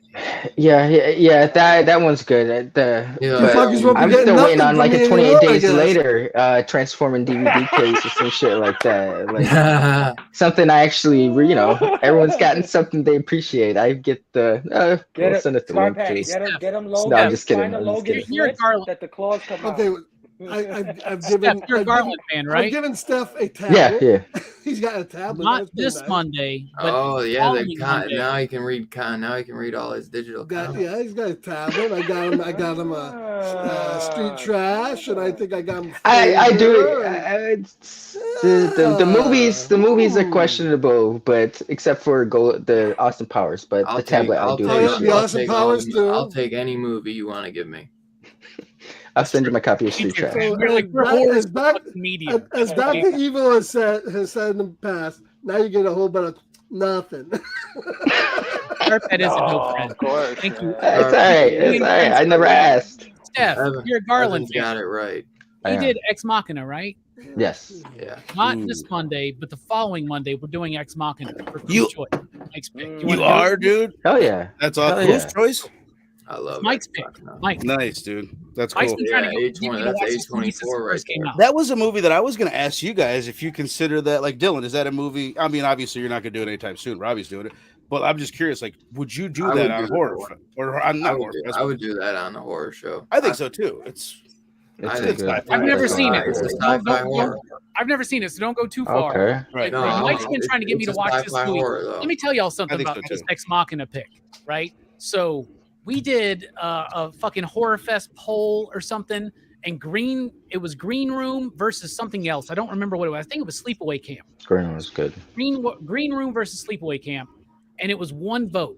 And Mike convinced one of our friends to trade him the fucking, like, he would pick Green Room over Sleepaway Camp and makes Green Room the winner as long as Mike picked Ex Machina. Because so many people know me, they know the fiction I like, and they have a ginormous crush on Oscar Isaac. Especially when he doesn't have a fucking CG fucking cape. Okay? But Oscar Isaac's one of the fucking hottest dudes I know. And I don't know him. I wish I did. But I'm eager for this movie. So yeah, I'm excited to check it out. Yeah, I think you'll enjoy it. Great cast. Yeah. So, I mean, right? The Oscar Isaac's hot as fuck, right? I mean, is it just me? Like, is he just hot? Dude? He's got something to him. Madison, what do you think? It's Robbie. So 4s from me and Robbie. 4.25 from Scarpad. Steph, what did you give it? 4. 4 as well from Steph. Okay. So 4s from me, Steph, and Robbie. 3.69 from Vern. Super strong 369. Super strong. And Fable, what did you give it again? Super strong 369. Yeah. 369 from Fable as well. Super strong. Mm-hmm. Got you. And we had gotten a 3.5 from Bobby D. We got a 4 from Two Gun. And I think that is it. Oh, and Evie gave it a 3.69. And he also shouted out that Scarpad is a dope friend. Did you hear that? We weren't questioning that. We were just questioning his taste in movies. Scarpad do. let me say this, since there's always so much giving him shit. I'll bet there's fucking like Dylan's Horror Show gets like 33% more laughs because Scarpad is on this show. Not necessarily because Scarpad's saying funny shit. It's just his presence makes for funny shit to come, for whatever reason. And there's way more fucking activity in the horror chat. So yeah, you add a lot, brother. So I'd say we probably got an average score of 3.869. I think that's spot on. Verno, where's your calculator, Verno? Maybe a 39.69, but I think it's like a 3.8. No free What hand. is it? 4 or 3 4s, 1 4 2 5 and 2 3.69. Scarpad's still trying to look for where this Math package is hard, here. man. Math is hard. Yeah. I sent so much shit out, but I know I sent something. Who are you talking to? I'm not talking to anybody. I'm looking through my Amazon order. 3.93. Oh. I knew it. I said Okay. 3.8 or 3.9. That's close, yeah. And there's a shitload of It's Amazon 3.94. I just want to say, but No, it's 3.969. Hey. So what is on that? What's on that order list that's coming to me, Scarpad? Nothing. You just got one that you dropped tonight. Where's the one I just The sent gull. The gull. You on got it. one Saturday. Then why are you looking at your order list? If nothing's Not for coming you. to me. There's something coming there. Then it's like, stop sharing the wealth. I'm gonna have to dip, fellas. I'm sick of fighting this baby. I'm gonna go enjoy show and tell from the big screen. You got nothing to show? You got nothing to show besides that beautiful crabby baby? Yeah, it's funny because every time I've went out to like, she's looking pretty cute to me. She tries. She's got lots of hair. I have you guys, or I have the show playing on the big screen of the TV. So every time I was going to check on her, it's just I love seeing you guys. As soon as you turn the camera off, the demonic creature is gonna. Well, usually what happens is on a big screen, it's like a minute behind. There's a lag. Yeah. So if you run out there now, I'm going to say something really with a lot of wisdom in it, and you'll get to hear it twice. Is this going to be from fucking Wikipedia like your other wine shit? Here's one thing I noticed about Scarpad. First like 2 months Scarpad did the show, it would be like, Scarpad, what's the film saying? Whatever. And then all of a sudden, the past like month or so, it's like, Scarpad, what's the film saying? And he's like, well, I think the film is saying, and all of a sudden he says this brilliant shit that he reads off his iPad. Like, there's something fucking going on. He's been getting some good weed lately. And good weed too. You guys are the best. I'm gonna fucking dip. Love you, brother. Dylan is coming on Dylan's horror show, he's coming on Blood Splatter Chatter next Thursday night, baby. We're talking sequels. Top 10 sequels of all time. Sequels, biatch. It's gonna be a blast. Nice. Come hang out with me. Yeah, everybody knows I love my sequels. Hey, just because I don't know, I don't remember. What can you tell us right now? What are we doing next week here, Dylan? Oh, next week, yeah, I know what we're doing next week. Next week we're doing From Dusk Till Dawn. Robert Rodriguez, baby. With some George Clooney. Kicking off fucking June, baby. All right, well, you guys are the best. I made June's list so goddamn good, but we didn't know what the fuck to pick. Peace out. Later, guys. The June list is good, but I knew exactly what to pick, bro. I know. I knew which one you picked. But I get so here. I normally don't do this, but I'll let you in on my June list for the people that are here. So we're kicking June off with From Dusk Till Dawn. Then the following Saturday we'll be doing Scarpad's new favorite movie, Street Trash. And then to celebrate my boy's birthday, Fable has picked David Cronenberg's The Fly and the underrated Fly 2 double feature. And then to end June off, we're doing George Romero's favorite film he ever created, Martin. And that's the one that I'm for sure going to be on. So all of those are movies I want to do. Oh yeah. I didn't realize that fucking The Fly was for Fable's birthday, man. I may have to. I think that's the week of fucking Heroes. Yeah, I forgot to. Abby should have. We'll have to. Abby's. I think it's the week of Heroes Con. I'm gonna be doing shots with Scotty Young and Jonathan Hickman instead. I'm sorry, but I'll do one. I'd rather do that too. No, Evan, Evan, take your spot, Evan. Come on on the show, man. Hell yeah. Oh yeah. Evie, you'll have to tell me if there's a good horror movie you want me to do for your birthday. I'll just add it to the beginning of July. Just give me a pick, because I still haven't put my July list in. I've been doing my finishing. The thing is about Hatchet Month is because we're starting Horror Fest 1 week early, correct? So Hatchet Fest would have to start at the end. It would be the last show of July and then finish out into the next month, because Horror Fest starts 1 week earlier than normal.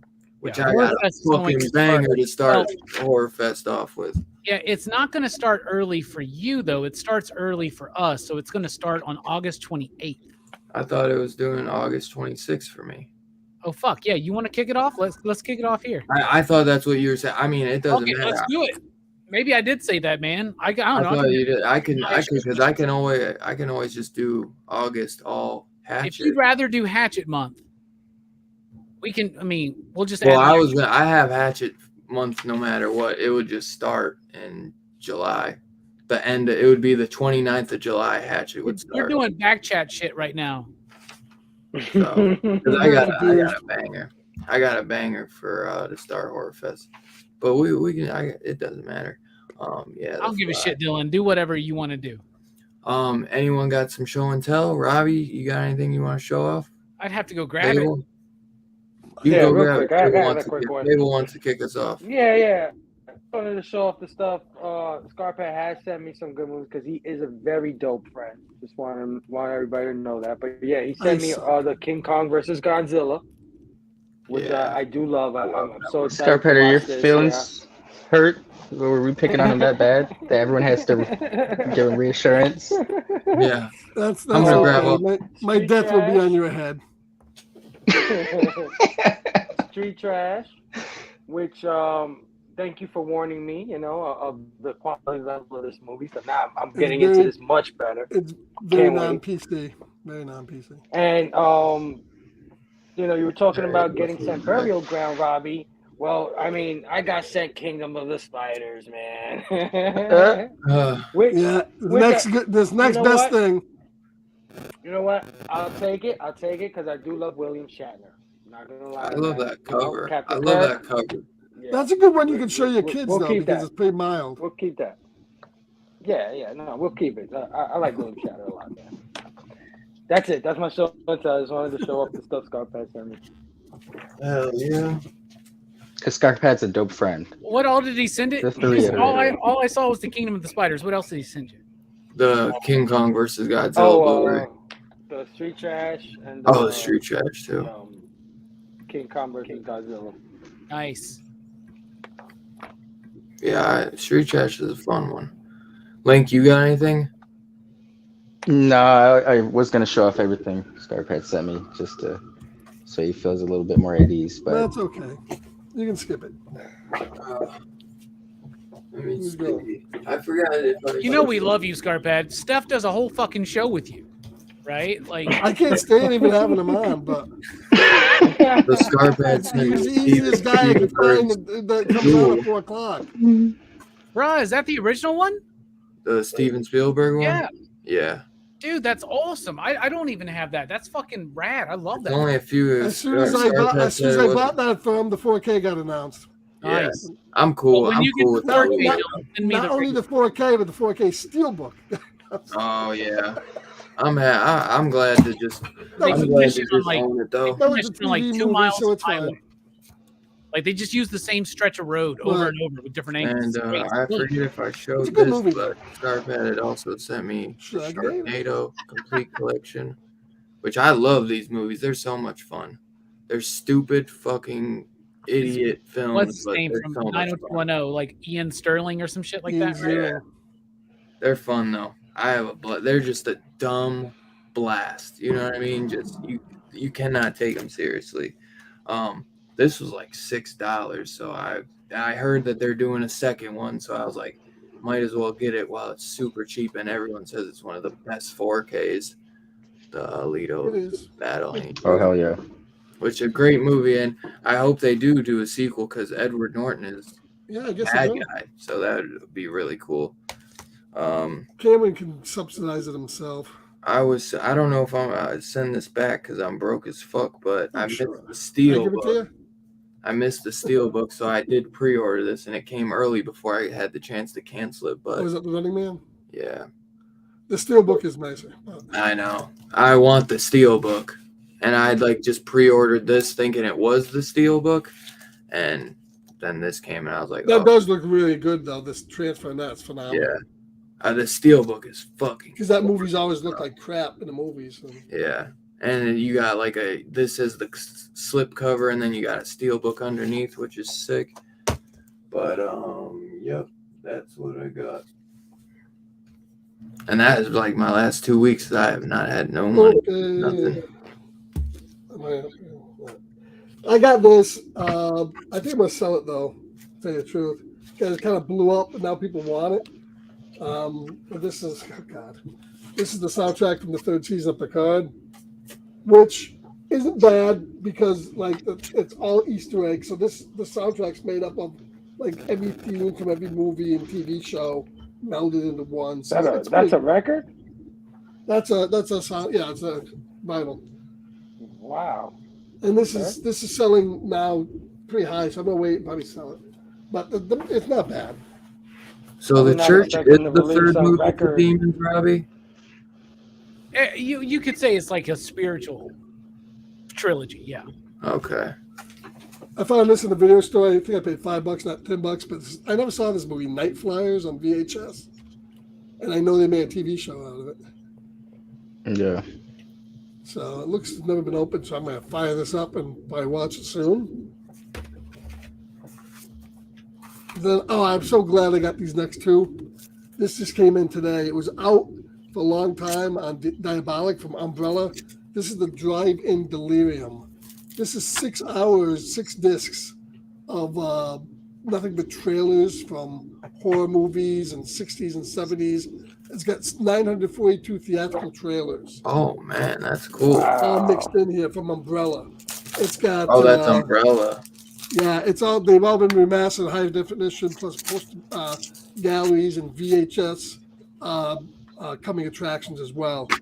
So 6 disc set. I've been waiting for this to come back in. Drive-In Delirium. Oh man, that's sweet. I wasn't gonna get this, but then I said I gotta get this. It just came out. This is the Chucky season 2 Steelbook. You already got the first one on Steelbook. I had the first one, so I waited, and this has the nice raised knife there. Oh my god, I'm so jealous because I only have I never got the Steelbook. And then the back of it has all the Chuckies, and this is really cool. On the inside, besides the discs, you get, they get this on the inside. But this is cool. You get Polaroids of Chucky taped up and kept. So these are all Polaroids, which that was not in the other one at all. So I'm glad I waited to get the Chucky season 2, which I didn't think was as good as Chucky season 1, but it was all right. You would be right in that for sure. Chucky 2 was not as good as season 1. And then I picked up Ad Astra. That was cheap. I got for like $6. Okay, movie. This is the 4K Steelbook and Flashdance. Nice. Just came out. Nice cover. And Flashdance is one of those movies you either like it or don't. I like it. This came out this week too, the 4K Crank Steelbook. I saw a freaking 4K Steelbook at Best Buy for, I didn't see that, but I saw a new Steelbook for Dread I want to go back and get. Yeah, this just came out. And it's hard to get out, it looks like a new one. This is nice because now he doesn't have it has like a lenticular cover over the Steelbook. It's really, really cool. And this has a phenomenal transfer. It's the best I've ever seen this movie looking. The scene with Amy Smart in the Vinda area, that movie that could not be filmed today. But that's always a good one. This is the Ant-Man Quantumania Steelbook. Yeah, I saw that at Best Buy too. I kind of like the cover of that. The movie itself is, that was all right. That should be a good demo. And then the Shazam. Fury. That steelbook is. Yeah, this one I really like. Yeah, I love the dragon up here. I thought it was a good movie too. I thought this was a good movie too. It really got the short stick. Yeah, because it was pretty good so actually. too. That's a pretty good steelbook. This is supposed to be a horrible transfer, but I like that steelbook for Inglourious Bastards. Nice. Oh yeah. I heard this is like one of the worst 4K discs out there. Oh wow. I've been looking to get this for a long time. This was like $10. So I picked up this, the ultimate cut for The Watchmen in 4K with the complete story. And I guess they What does that mean? the Complete animated. The black test. Yeah, it's the animated Pirate one. shit. Yeah, they kind of like recut the animated into the movie. Yeah, the Black Freighter stories in there. Yes, Right. yes. So this should look good in 4K, I would think. We'll see. It just makes it a little bit exceedingly long, but Oh, this is a great movie. This just came out from Keel Lorber. Stone Fuck yeah, Cold. dude. Kino did that. Brian Stone Bosworth. Cold. And it's got a great performance from Lance Henriksen in it. Really a great thing. And they just released this. I sent Dylan the old one I had from Olive that wasn't quite as good as this. And Yeah, that's probably a gorgeous scan. yeah, That's a cool. I gotta watch that. It's a cool movie. I love Lance Henriksen. I'm super excited to check it I out. never saw this, but I picked up the Night Flyers TV series, which I got like $2. Oh, nice. It was only Pretty season solid. 1. I have never seen it. It looks like Canadian, so I'll probably watch it. You got it for $2? Yeah, it was $2 in the bin. Yeah. What's up, Larry?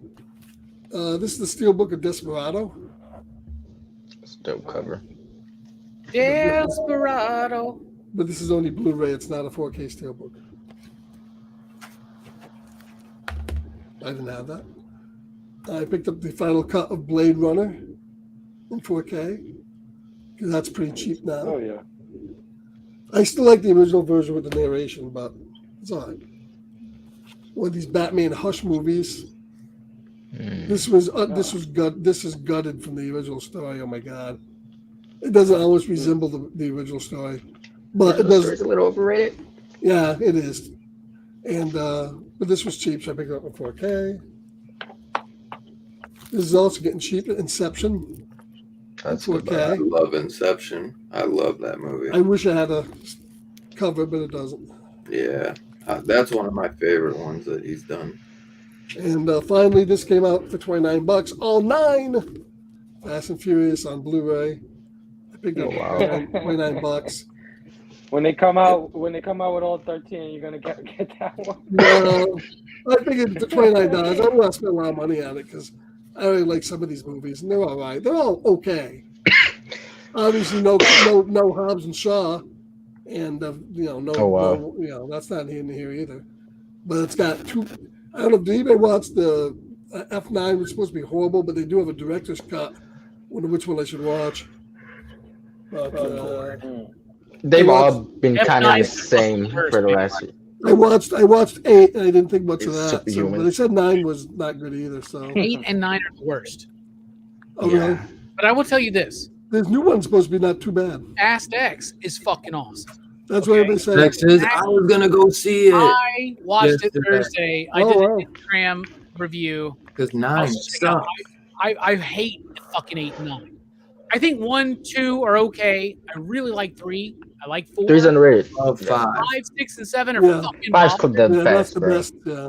5's the best. Yeah, 7 is 5. up there too for me, man. That's the James Wan one, right? I really like 7 is 7's the one where they skydive cars 7's out of where the it's fucking dark. That's where Paul walks. They say this. that's Everybody's saying this new one Is is a that the one with the redemption of the runway? Is series. that the one with the runway? yes, yeah, where they're running off the armored car or whatever. Fast X gave Oh, no, me that's- everything I wanted and It's expected. Fast 5. Fast and Furious. Is it like 2 hours and 45 minutes? Is it not long? It's 2 hours and 20 minutes, but it did not Yeah. feel long to me. And I heard it I gets had a cut. very strong edible right before, just to It's like let you know. Okay, That was. but I'll tell you Well, this: I was Vin gonna go Diesel, see it Vin Friday. Diesel, Yeah, I may go see that this week. Vin Diesel is shit in Fast X. Vin Diesel's Vin Diesel. Yeah. Everybody else is great. They're fine. John Cena is fucking awesome. in Yeah, Fast that's right X. here. He's an Jason underrated Momoa- talent, bro. In the Jason Momoa is fucking great as the villain because he's like very flamboyant and like cackly. Like he's hamming it up, Yeah, right? that's what they said. Okay. And Okay. But they said really liked it. they said they went to Cena though. They said, "Hey, look, you're great in this that Peacemaker show. Be kind of like that." So they're letting him be kind of like that, I guess. It is more like Yeah. like what we're typically seeing out of John Cena because he was the villain in the last film, but Yeah. now he's not. Yeah. Yeah, Right? they'll all be villains. It's like wrestling. The villains are one and friends. It's great, dude. There's the whole bit is like he still rocks like a 1992 Mustang 5.0. He still has like a tape of like Marky Mark and the was it Marky Mark? Was it the funk? Yeah. Come I'm on, gonna come go see on. it. I'm gonna go see it. It's good. Yeah, I was wanna gonna see it Friday, and someone at work was like, "It sucked," and I was like, "Damn," because And I'm hearing good I things had about it. watched Fast 9. They're all popcorn movies. I Thursday gave night. it a 3.5, man. I'm It's gonna- solid. Do I need to watch the 9th one before I go see the 10th one? That's why I was like, I'll watch the 9th one Thursday night and go see it Friday after work, and then And just like every Fast and Furious movie of the last like 10 years, they bring someone who died back and they kill somebody else off. that's what I heard. But it does I end. heard it ends on a cliffhanger too. It ends on a cliffhanger that you're But just it's going like, to be what like a 2-part. Like they're doing first, it was going to be Fast 10 and 11, and now they're saying that they're going to 12, and that's it. I'll tell you this, because Vin Diesel said maybe Fast X will be a trilogy. That's And I what think what's going to happen is this. There's a lot of shit set up in this. Don't miss the post-credit sequence. There's not one after the final credits, but there's one after the first credits. The mid-credits sequence. Don't miss that. They are setting up not just the end of this whole franchise for now, because if you're making money, you're good. But they are also, I think, setting up Hobbs and Shaw number 2. That should have happened already, I think. I think it's happening after this. So fucking good. There are 2 actors, The runway scene. Dwayne Well, Johnson and Pending his Jason trial, Statham. though. They're both in this movie, and they both have setups for something to come. And I If think he's not in jail for kidnapping you. what? Johnson's have been embroiled in the whole kidnapping trial that he's going to become a trial for. Who? What? The Rock. You didn't hear about the trial? Dwayne Johnson? Case? Yes. I never heard about it. Yeah, this I remember you ex-wrestler. mentioned Dwayne Johnson kidnapped Moana? Who the fuck did he kidnap? He I don't know, Tatiana, I don't know her wrestling name, but Oh, supposedly yeah. she was a bad mother, and they conspired him and other wrestlers to take her child away from him. So now he's been dropped from a couple projects he's been on, and Disney's giving him a side eye because that trial's coming up. So we'll see. I used to got He the was Fast supposed- franchise. He was supposed to be in Fast. They were getting ready to announce that he was coming back. And then Okay, I don't know because him and I Vin don't Diesel wanna- hate each other. they patched it up. It's Then I already heard that been- he was gonna come back because wait. Black Y'all Adam don't know the big I reveal do. in Fast X because they revealed it. Like the That's what I studio like let it out. Yeah. They even showed the post credit sequence. Y'all don't know about that yet? I heard that he was in the mid-credit scene. Yeah, he shows back up. He's coming back. We spoke Well, about I it on just the always last heard show, that he bro. said he was never coming back because he hated Vin Diesel. So They I patched thought, And then They patched Black it up. Adam He doesn't tanked. have money talks. He needs the Black Adam franchise, bro. tanked, and James Exactly. Gunn took over DC. So now Yeah. The Rock's like, "Hey Vin, what's up?" right. Yeah, he was like, hey, bro, I was mad. And That's Vin almost Diesel's why like, "Oh It's yeah, about family." I'm getting you for cheap, motherfucker." But Yeah. Hobbs and Shaw was But to be fantastic. fair, they need Dwayne Yeah. Johnson. 62, they get way He better. is a big part of he's some of the best part of Fast and Furious movies. Dude, he was so when him and Vin Diesel fight in Fast 5, He that was re-energized that fucking series. iconic. I'll tell you what, though, there's no way I believe Vin Diesel can throw The Rock through a fucking wall. Mm-mm. Okay, there's no way. He do it in slow Yeah, he was motion doing- with his own. Jason not The Statham, I Rock. He do believe it in that. slow But I don't motion. believe Vin Diesel can do I that. love at the end of Fast 9 though. There's I haven't like seen it The yet. Rock- it's Jason Statham like punching a punching bag, Oh. unzips it, and there's a guy in it. They play that up in this one too. Did they? That's Because you remember the post credits, he Ruined opens the whole door and it's movie. on, Yeah. right? You get Yep. the continuation of that. In Oh, this. nice. Yeah. Nice. Yeah, because they gotta set that. Dude, it's straight. so good. And I'm telling y'all, man, they could have easily gone super cheesy and obvious with Jason Momoa being like this badass, like because the dude who they steal the safe from in part 5, right? Right. And they kill on the freeway.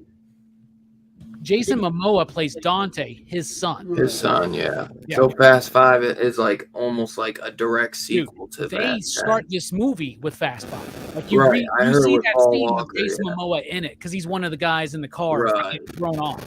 Yeah, which to me, Fast 5 is one of the best ones. I think the director. 5 is the best one. Yeah. Yeah. I think I haven't seen the movie, so let me ask Robbie this, and don't decline to answer if you don't want to give the answer. But did they do anything to Paul Walker in the new one, or is he still just off doing? There's a fucking moment where they're all having a family dinner together, and there's an empty fucking chair, bro. It's just, I'm like, why are you still not addressing this, man? That's Fast 9. Well, they do it again here. They do it again. And they have his blue Pontiac. They do it again because it's like they don't want to kill him off, but they really should. There's the moment when you're like, they go, I don't want them to kill him. Then Diesel goes, Brian's safe.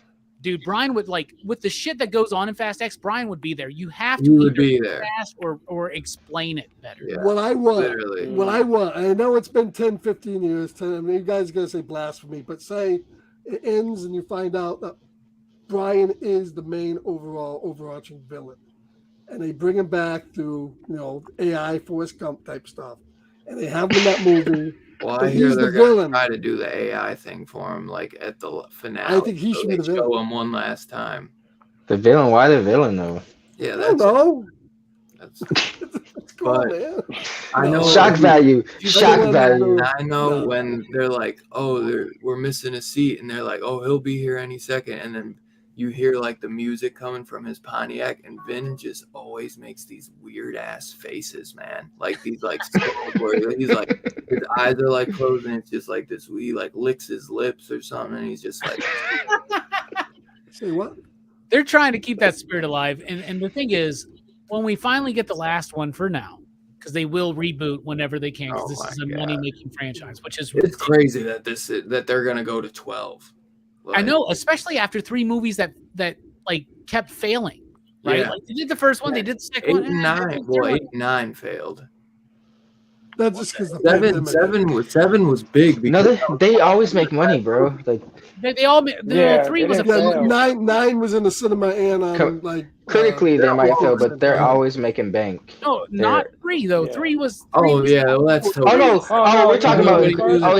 3 was underrated. 3 called 3 is a cult. Because if they would have shown Vin Diesel more in the trailer or something, because that was actually a dope reveal because you didn't know about it until you watched the end of the movie. Like, oh shit, Vin Diesel. But the best part it is that, underrated. Like, Fast 4 through 7 wind up being prequels to Part 3.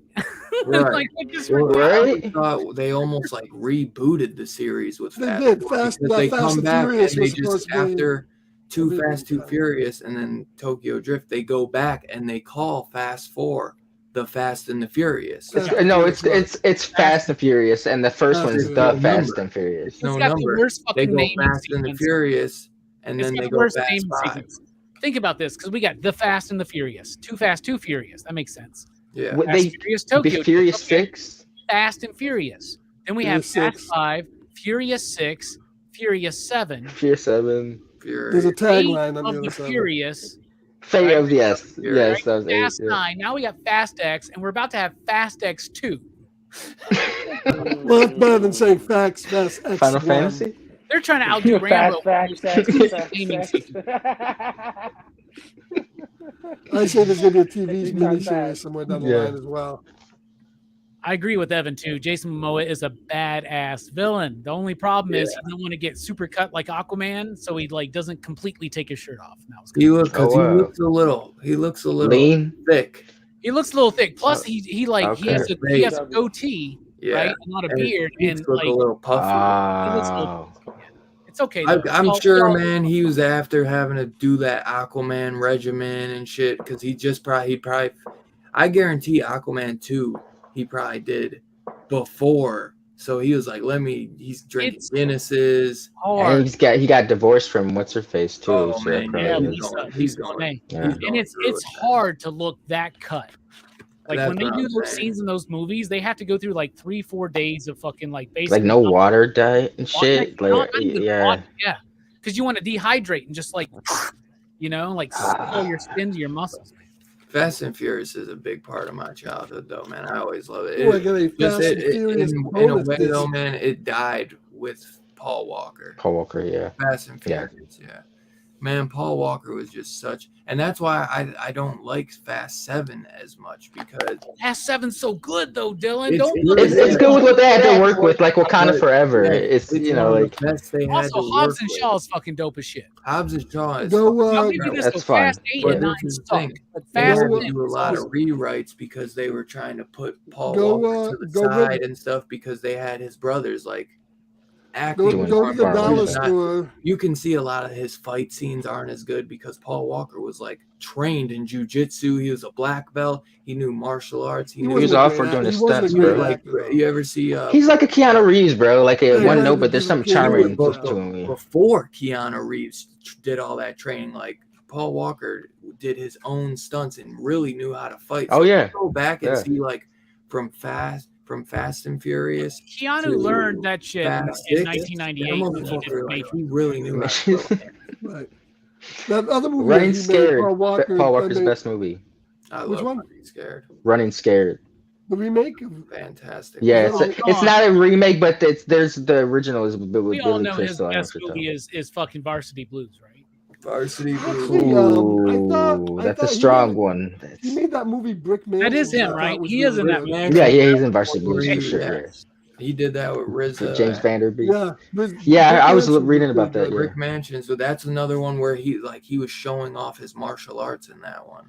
The only one I didn't see is that one where he was in the flood trying to rescue his daughter. I was watching that last night on YouTube, bro. That's the last film he did. That was the last film he did. That was the last film he completed. Because Furious 7, that's the thing about Furious 7. That there was go back and watch, and there's a lot of scenes of him by himself away from the crew, because they had to put him to the side because he wasn't there anymore. But if he was there and like for real and didn't die, Furious 7 would have been fucking perfect. Fucking Tony Jaa was in that bitch. It just feels like it's missing something. It's still a great movie for everything it had to go through. It was solid for what they had to work with, you know. But I get what Dylan means. Like Paul Walker would have spent into the movie being finished. They had 70% to go without him.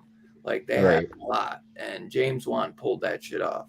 Yeah, I still think Fast 7. First time too. 5 is better. Fast 8 sucks though. Fate of the Furious sucks. Yeah, but Charlize Theron with those fucking Fast 9. And is so fucking bad. 9 is so bad, but that's 10's good. Because Paul Walker was the main guy that we followed. Vin Diesel was just like the muscle. You know what I mean? He was just like he was the crook. That was a badass. Like he's not big. It slowly transferred to him in Fast. If I deferred that 4, and then by 5 it was kind of like Diesel's movie almost. They I only because he was fighting the Rock and shit, and like he was like talking all that family shit. I've always felt like these were Diesel's movies, though. It definitely starts because it's even like the big bump that Tokyo Drift got was that the Diesel was at the end. Yeah.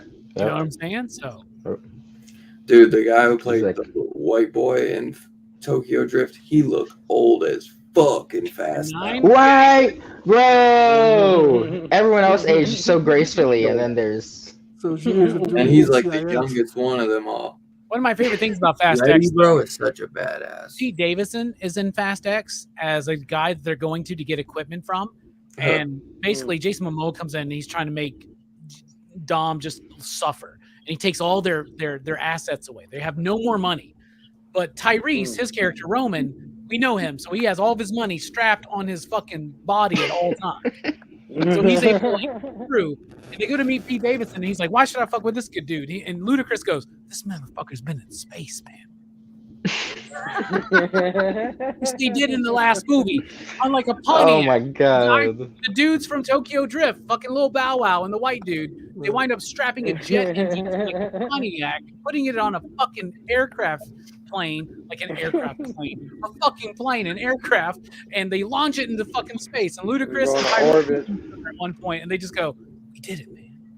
And I'm like, "Y'all did. Y'all made it to space." Yeah, I really did. Yeah, I really did. I put a car in space. Why does it look like Minions are calling us over when they're like, I love that we just went 30 minutes on Fast and Furious. Word. Sure shit. Now I really want to see Fast X because I was gonna Watch go it, it's see good. it, and then I would. Watch it like I before it watched leaves it the already, theater. bro. These are the kind of movies you need to see in theaters, Pretty dude. good. All the stunts, all the shit is badass in this movie. Yeah. Gotta watch it. Oh yeah. Seems like it's more in the vein of Fast The 5. only one I didn't see was Fast 9 in theaters. Fast Same. sucked, Yeah. dude. No, I didn't see Fast 8 either. I gave After it Fast 8, I was like, Fast 9 can't get beat. The only ones I ever saw in theater were 1, 9, and 10. So, Oh really? because after 1, I was like, I don't need to watch any more of these. But I'm glad I did. We did it. We did it for Action Fest a couple years ago, right? And it works, man. It's a good franchise. Yeah. Dude, They're not perfect movies, but they're fun as hell. That Boogeyman movie does look curious. I've heard mixed things about it, though, man. PG-13 is my biggest gripe. I wanted it to be Yeah. It's a Stephen King short story. Drum I Dome will is be checking it out. I'm not sure about going to see it in theaters just because Into the Spider-Verse is coming out. Yep. Or whatever. Flash is coming out. Oh, Cross. Yeah. Those are my two big ones right now. And then Indiana. And Indiana Jones after that. Close together. Yep. Yeah. So because no matter what we think about this new Indiana Jones movie, we're all going to go watch it. Oh, I'm going to see it. I heard it got like It's James Franco, bro. Standing ovation. So it's probably going to be the last one it's definitely got to be the last one we ever get from Harrison Ford. So it is, yeah. I'll be there. He did a good job with Logan, so I think he's gonna handle that transition. James Mangold's a really good director, man. And after this, he's doing Swamp Thing, and he's doing something else. I can't remember. Star Wars. That's right. He's doing a Star Wars film. Yeah. So. Well, yeah, you might want to just stay away from Crystal Skull then if you haven't seen it yet, Zach. Well, I don't mind it, but it's going to be the worst of the franchise. Yeah. All right, show and tell for me real quick. Oh shit, you didn't go? No, show and tell for me real quick. Yes, sir. All right, we'll get out of here. Here's my copy of Demons. Nice. So just got the Blu-ray. There's my copy of Demons too. Oh, y'all know I got this Demons T-shirt because you see me wear it all the time. I'm not wearing it. No, I'm so jealous of it. It's good. I bought that at Scare. I got this from my homie James for my birthday. Do the Right Thing on Criterion. Look at that thick ass set, bro. Wow, I know. Beautiful, Criterion dude. look like that. Oh yeah, it's beautiful too, man. Look at this. Oh, nice. I never heard of the movie though. And then this big, thick ass book. Look at that, y'all. I fucking love this movie. We were going to do it for a PCP movie night. We wound up having to cancel that week, but this is coming soon. All right, so I got the newest issue of Scream magazine. This might be the best one ever. They're talking about fucking Christopher Lee as Dracula. They're talking about Hellraiser. They're talking about Halloween 2, and they're talking about the entire Friday the 13th sound, like the whole Friday the 13th saga, and Umberto Bossi, and Scream 6. So that's pretty fucking dope. This is the best issue of Scream magazine I've ever read, dude. It's awesome. I love it. And now it's on this like news printing. Smells so good. All right, just got this today. Y'all know about Wondar, the Wonder Bread He-Man figure. Legendary. We don't even know if it actually existed or not. But there was this idea that there was a Wonder Bread giveaway of a He-Man figure that was a repainted He-Man with other accessories put together. And he's become known as Wondar. And now for the Motu Origins, I finally got one. So we don't even know if this is a real figure that ever existed. If Wonder Bread ever did this, nobody's ever been able to confirm this. But in the early days of eBay, auctions would go up for this. I personally think they're just repainted He-Mans, right? However, Origins did theirs. So now I have a Wondar, which is just a He-Man repainted with brown hair, and he's got the Zodak armor, and he's got a bunch of different weapons. But this was like a Mattel Mattel exclusive or something. Mike picked it up for me. I paid him for it today. There you go. Do you think they saw the figure? Why what? Do you think they saw the figure, Mattel? Like, because maybe that's how he looked with that shirt and everything. No, I mean we've seen the figure. We got eBay listings. People list them, and when they sell for thousands of dollars. And I'm like, but the crazy thing is, how can we not confirm a Wonder Bread fucking figure giveaway? it's got to be fake. We can't confirm it, right? We can't confirm that it actually happened. So it's become this like legend, this myth in Motu collecting.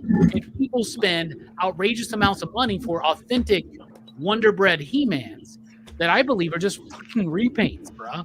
But I spent $20 on this, so I'm happy. I'm happy to have it. Yeah. Even in the recent Kevin Smith series, he's the Wondar is like the savage He-Man. See, he's more akin to when He-Man first came out.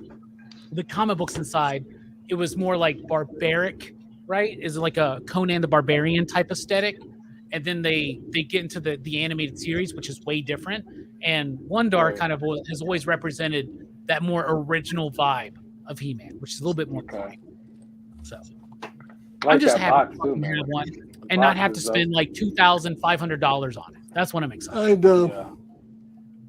I'd like to just make a comment about Wonder Bread. I remember, just real quick, going to school in the 70s, we used to have Wonder Bread, and it's the worst bread in the world. It's so doughy. All the kids used to force it down into this hard little round ball shape. It was like a cannonball. And they used to take the sandwiches and make cannonballs out of them and be perfectly round out of Wonder Bread. And when you got one of those, and we all did, off the side of the fucking head, a couple of those, man, and you knew it. They hurt. And they were called Wonder Bread bombs. So that's a little aside there, my plagued youth. And Scarpad, do you ever remember back in the day a He-Man Wonder Bread promotion? I remember several Wonder Bread promotions. They used to do a lot of promotions, Wonder Bread. With He-Man?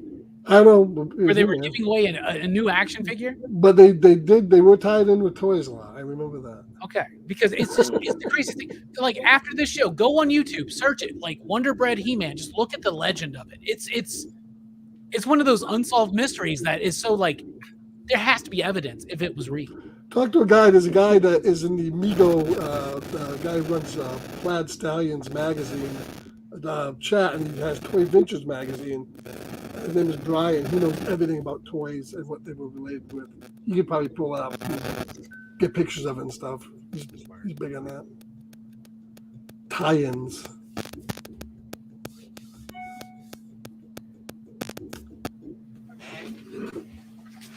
You moved, man. Robbie's doing it real well, though. That's the best I've seen. It's just like... Yeah, that's good, too. Not bad. Thank you. Well, it's like performance. Great show as always, my brothers. Oh, yeah, man. Let's see. Next week, we will be doing From Dusk Till Dawn next Saturday, 7:30 p.m. Eastern, as always. Tomorrow night, Scarphead will be reviewing Nothing. And nothing on Monday either. Although, well, it's sort of true. Yes, I'm taking the week off. Nothing Sunday, nothing Monday. But on Monday night, as a premiere to kind of like celebrate the recent past, I will be replaying. I'm gonna do a rerun. I'm going to replay the Planet of the Vampires Mario Bava show that launched the show that I do. Some of you guys are on it. So if you missed that one, it's a rerun. It's summertime. And then Thursday. I love that you're actually doing a rerun, bro. That's so fucking awesome. And then on Thursday, me and Link will be doing a new show in Link and Scarpad's Got Issues. We haven't resolved them. We never will. And this week, the best tagline. This week we are doing an Arkham Asylum book that I picked called The Order of the World, I think it is. Written by Dan Wars. Yeah. And how do you pronounce her name? Danny or Danny? Danny is the artist, I guess. And then after that, we're back next Sunday doing Wes Anderson's Isle of Dogs on Sunday night at 10 o'clock. And Monday, we're doing Annihilation, the one from Alex Garland. Alex Garland, that's right. So that's what's coming up for us. All right. Fable, you got anything you want to mention? Next Saturday, June 3rd, 3 p.m. Eastern, Blaine Fable and His Amazing Friends returns. Me, Nick, and Brother Joe going to be joined by Comic Tom and Fire Guy Ryan to speak about their new project, Crashdown, and also talk about all the latest news, pop culture news. So you don't want to miss it. Come hang out with us Saturday, 3 p.m. Eastern on Instagram Live, man. That's crazy. They got their own comic out. Great. Crazy. What happens when you're really nice to whatnot? Isn't that a selling app or is that a comic publisher? Selling app, but it's a publisher now too. And really? Yeah. Tom's probably one of their biggest comic book sellers. So Tom's a great dude. I got to meet him in Orlando. He's a fucking fantastic dude. I love Tom. We have plans to do some stuff together. When are they going to let you do a comic? Yeah, very nice guys, man. Robbie, you got anything coming? Go ahead, Fable. No, I was gonna say when I hit up Fire Guy Ryan to see if they come on the show, the first thing he sent me was a picture of him doing stations. Fuck yeah! I just thought that was so cool. I thought it was when I met Tom, he had nothing but nice things to say about me, the channel, and our community. So he's like, Tom loves us. So you guys are gonna have a lot of fun. Tell him I love him. Tell him I love him. And I still think me and him have better hair than Gary. Anyway, for me, we got the best comics of the month review show that we hope you vote for us right now at the cbcawards.org. We hope you vote for best collaboration for the best comics of the month. We're going to be doing that on Friday, June 2nd. We usually do it on the Thursday after the final the final new comic book day, but Thursday's Jelani's birthday. I want to go hang out with him, right? Nice. We're doing that Friday at 7 p.m. Central, I believe. We're going to be talking about the best comics of May. That'll be great. And Monday night, 8 p.m. Central Time, PCP Movie Night for a very special edition of Crew's Choice. It's Brooks's pick.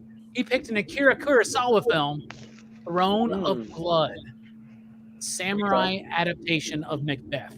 And it's such a good film. I've pulled a Verno. I've watched it twice this week. So it's a good one, and I'm very pumped to talk about it on Monday night. Fuck yeah. So got a good week ahead of y'all. Hope you guys have a great Memorial Day. Yeah, happy Memorial Day, everybody. Hell yeah. So might touch some grass. We won't see this tomorrow night or Monday, but we will see you next Saturday, that's for sure. Make sure you check out From Dusk Till Dawn. Definitely not one show you'll want to miss. That's Steph's pick too for this upcoming month. So starting off next month with a banger.